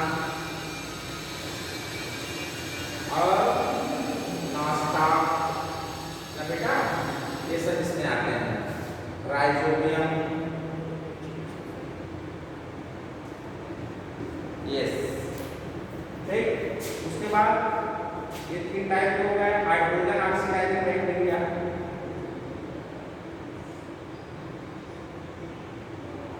hydrogen oxidising bacteria, sulphur oxidising bacteria, H2S का जो कर लेते हैं। ठीक है, इस तरीके से कीमोऑटोट्रॉफ या कीमोसिंथेटिक बैक्टीरिया। देखिए कितना बढ़िया सेट मैंने आपका एक तैयार करवा दिया, पूरा रिवीजन हो गया आपका। यही सब तो है। क्लास 11th वाली जो बुक है, अगर आप उसमें डीपली पढ़े होते तो सब आपका तैयार रहता। NCERT में सब दिया है, लेकिन मैंने इस तरह से सिस्टमेटिक नहीं दिया है, लेकिन दिया है। हाँ, बहुत कम दिया है, लेकिन कंपटीशन लेवल पर आपको इतना पढ़ना पड़ेगा, तब काम चलेगा आपका, तब आप क्वेश्चन कर पाएंगे। समझ रहे हो? यस। तो ये हो गए सब। तो इस तरीके से ये केमिकल्स का यूज करके दे form of energy. Okay? They getting the energy, they obtain the energy by the oxidation of these chemicals. Okay? And this energy is utilized in the manufacturing of the food. Right? तो इस तरीके से food making process में इस energy का use करते हैं ये bacteria and such type of bacteria are known as chemosynthetic bacteria या कीमोऑटोट्रॉफ्स कहलाते हैं। क्लियर हो गया?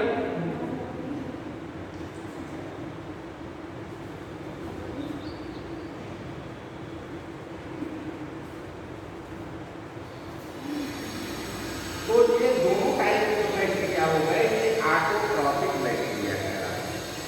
ऑटोट्रॉफिक में आ गए।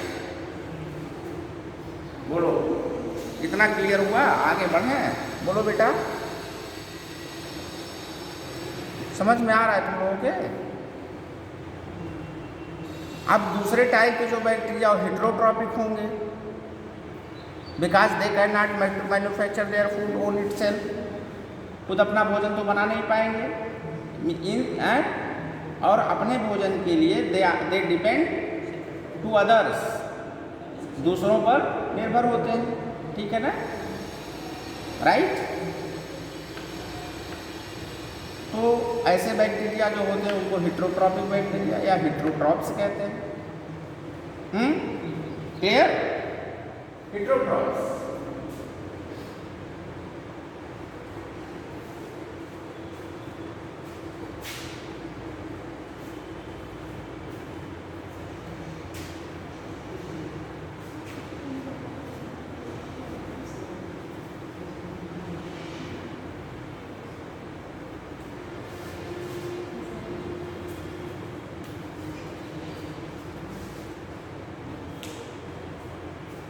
ये हेटेरोट्रॉप्स बैक्टीरिया है।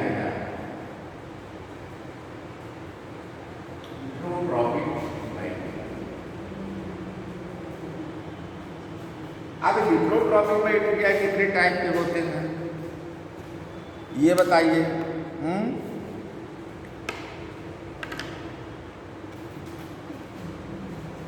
बोलिए, आप लोग कुछ बताइए। स्टूडेंट को भी कुछ बताना चाहिए भाई। हाँ, आप लोग प्रिपरेशन के स्टूडेंट हैं, नीट की तैयारी कर रहे हैं, ये सब इम्पोर्टेंट टॉपिक हैं, आप पढ़ भी चुके हैं, इसका जनरल आइडिया आपको होना चाहिए। बुक भी अपने सामने खोल कर रखे हो तुम लोग, फिर भी नहीं कुछ बता रहे हो। जितना NCERT में दिया है उतना भी तो आप नहीं बता रहे हैं, उतना बताइए। और उतने से बेटा काम भी नहीं चलेगा, कुछ एक्स्ट्रा तो पढ़ना पड़ेगा। जिस लेवल पर मैं आपको पढ़ा रहा हूँ उस लेवल पर आप पढ़ेंगे तब आप नीट क्रैक कर पाएंगे, ये जान लीजिए। हाँ, और क्या, मेहनत करो, मेहनत करो। फैक्ट क्लियर होना चाहिए, जो कंटेंट है उसमें कितनी चीज़ें आती हैं वो आपका क्लियर होना चाहिए, तब आप कंपटीशन क्वालिफाई कर पाएंगे। क्योंकि ऑब्जेक्टिव टाइप क्वेश्चन ये कोई जरूरी नहीं है कि हाँ ये है NCERT की लाइन तो बहुत इंपॉर्टेंट है, ये बात नहीं है। बट ये है कि जो स्पेशल एग्जाम्पल हैं उसके, ठीक है ना? हाँ, वो सब थोड़ा सा आपको एक्स्ट्रा तो मेरे समझ से कर लेना चाहिए, तभी बेटा 100% एक्वायर करते हैं। तो हेटेरोट्रॉपिक बैक्टीरिया आप देखिए, इसमें कितने टाइप बनेंगे, है ना? हेटेरोट्रॉपिक बैक्टीरिया तो हो गए भाई, फूड तो न्यूट्रिशन दूसरे से लेंगे, दूसरे ऑर्गेनिज्म से लेंगे, तो जाहिर सी बात है कि दूसरे ऑर्गेनिज्म से न्यूट्रिशन लेने का मतलब ये है कि कहीं कहीं उनका एसोसिएशन, बोलो है कि नहीं, उनका एसोसिएशन कहीं न कहीं अदर ऑर्गेनिज्म से होना चाहिए। ठीक? और अदर ऑर्गेनिज्म से जब उनका एसोसिएशन होगा तो या तो दो कंडीशन है, या तो उस ऑर्गेनिज्म को वो कुछ नुकसान पहुंचाएं, क्यों? और नुकसान पहुंचाएंगे तो कैसा नुकसान पहुंचाएंगे? It means they cause the disease, right? भाई डिजीज काज करेंगे, ठीक है? पैरासाइट हो जाएंगे, है ना? इंटेस्टाइन में एंटर कर जाएंगे, खून चूसेंगे, है कि नहीं? आप जो न्यूट्रिशन जो आप खा पी रहे हैं उसको वो खा पी लेंगे, they obtain the nutrition by entering in the stomach, by entering in the intestine, right? So they are disease causing bacteria, and there are so many bacteria, ढेर सारे बैक्टीरिया आप जानते हैं। हाँ बोलो, pneumonia causing bacteria, tuberculosis bacteria है कि नहीं है? ये सब है नहीं, पूरी लिस्ट है लंबी। हाँ, टाइफाइड का बैक्टीरिया हो गया, सल्मोनेला टाइफी बैक्टीरिया हो गया, टिटेनस का बैक्टीरिया हो गया, कॉलरा का बैक्टीरिया हो गया, है कि नहीं बेटा? ट्यूबरकुलोसिस टीबी प्रोड्यूस करने वाला बैक्टीरिया हो गया। तो इस तरीके से ये बैक्टीरिया जो होते हैं ये होस्ट के अंदर, होस्ट के इनसाइड इंटर कर जाते हैं और डिजीज काज करते हैं और न्यूट्रिशन भी लेते हैं। है कि नहीं?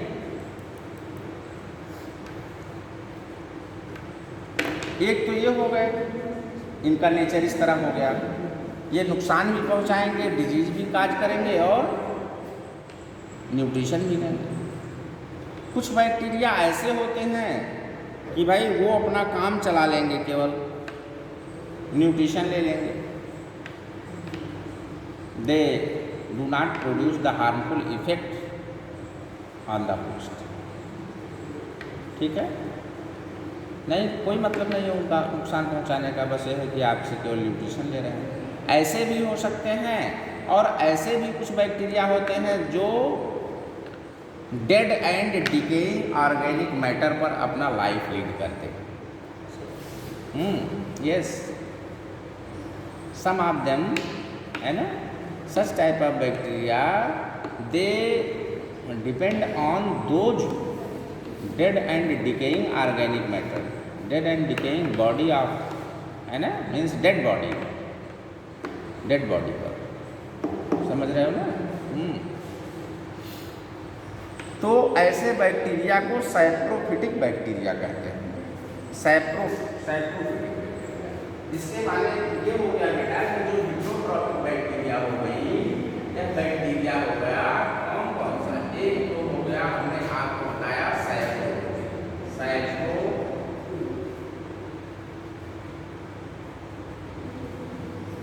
Saprophytic bacteria.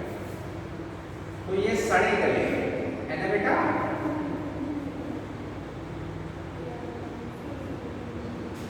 जो ऑर्गेनिक मैटर है, dead and decaying organic matter, right?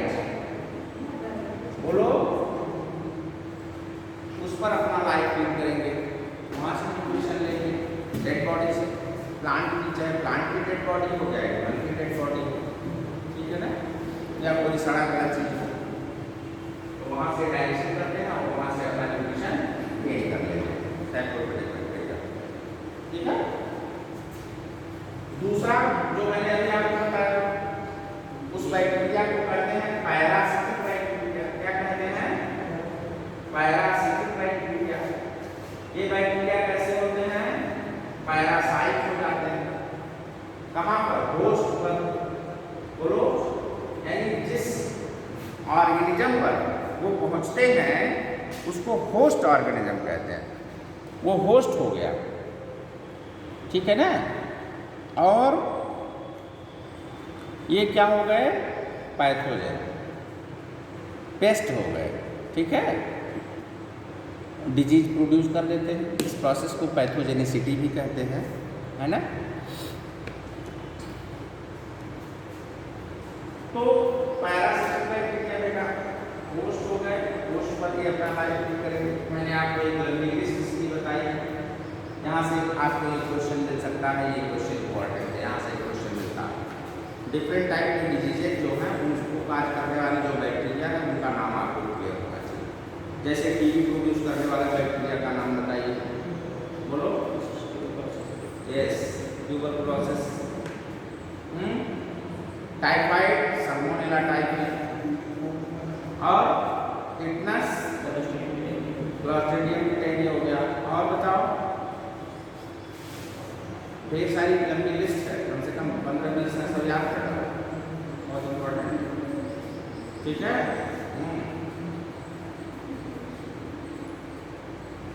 और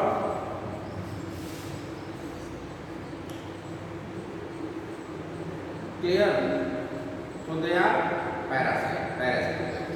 और एक टाइप के बैक्टीरिया होते हैं सिम्बियोसिस, है ना? यस, सिम्बियोसिस, तो इनको कहते हैं सिम्बियोटिक बैक्टीरिया। क्या कहते हैं? सिम्बियोटिक बैक्टीरिया कहते हैं। राइट। क्या सिम्बियोसिस है? What do you mean by symbiosis? Means the association with the other organism, ठीक है।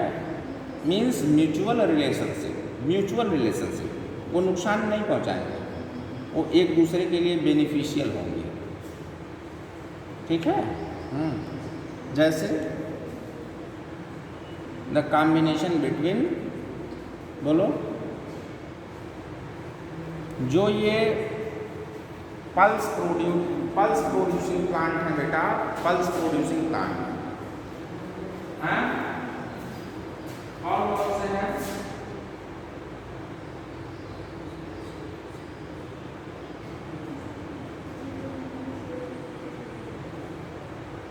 ग्राम है, आगर है, पीक है, बिजली, ठीक है, ये सब pulse producing plant leguminosae family में आते हैं। तो जो लेग्यूमिनस प्लांट हैं, इन प्लांट्स की जो रूट हैं, ठीक है ना, इसी रूट में ये बैक्टीरिया पाए जाते हैं and they form the root nodules. Yes, ठीक है ना। तो रूट नोड्यूल्स में बेटा ये बैक्टीरिया क्या करके ऐसे गांठ बना लेते हैं, वहाँ ये रखते हैं। Means they getting the centre, तो ये रखने की जगह पाकर प्लांट, और किए क्या है, जो एटमॉस्फेरिक नाइट्रोजन है उसको फिक्स कर दिए। Means they perform the nitrogen fixation which is beneficial to the plants, right, and they getting the nitrogen in the soluble form, right. क्योंकि जो एटमॉस्फेयर में 78% नाइट्रोजन है उसको डायरेक्टली प्लांट नहीं ले सकते, है तो नाइट्रोजन तो है, अवेलेबल है, बट ले नहीं सकते उसको जी। तो ये जो बैक्टीरिया होते हैं उस नाइट्रोजन को सॉल्युबल फॉर्म में, नाइट्रेट के फॉर्म में कन्वर्ट कर देते हैं, या ऐसा कह दीजिए कि नाइट्रेट के फॉर्म में, सॉल्युबल फॉर्म में उनका कन्वर्जन करके ईजिली, है ना, जो ये प्लांट्स हैं उनके रूट्स को अवेलेबल करा देते हैं। समझ आ गया? ठीक है। तो आप देख लीजिए फिर जो है ये है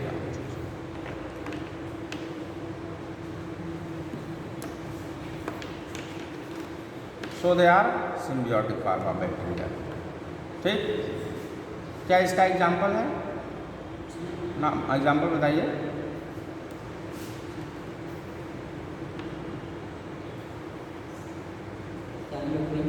राइजोबियम लेग्यूमिनेशम।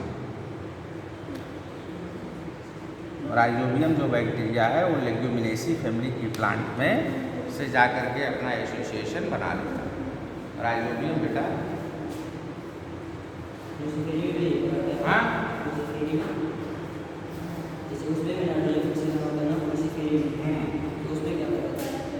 तो इस बैक्टीरिया को राइजोबियम बैक्टीरिया, नाइट्रोबैक्टर, नाइट्रोसोमोनास, ठीक है ना, नाइट्रोकोकस। तो ये इसके एग्जाम्पल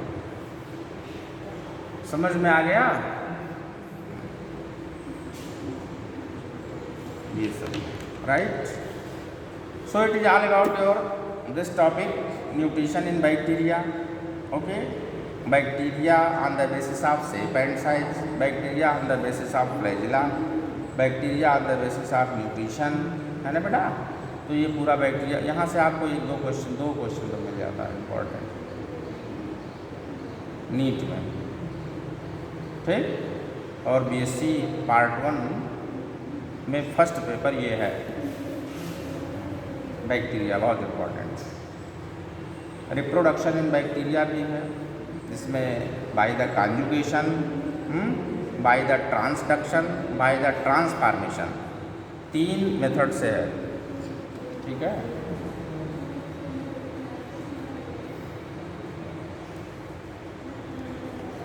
बंद किया जाए।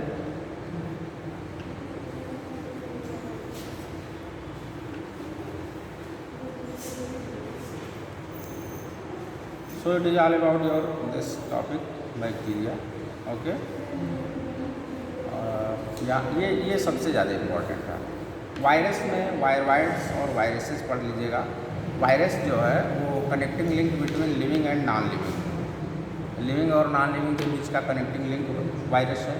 तो लिविंग कैरेक्टर कौन कौन से हैं, नॉन लिविंग कैरेक्टर कौन कौन से हैं, ठीक है ना। ये चीज़, और TMV टोबैको मोज़ेक वायरस, ठीक है, ये आप उसमें तो ये पढ़ लेना थोड़ा सा, ये इम्पोर्टेंट है। वायरस हो गए वायरस और प्रियॉन्स ना बेटा, तो ये आपका चैप्टर होगा, इतना ही है इस चैप्टर, ठीक है। बाकी तरफ बता दिए।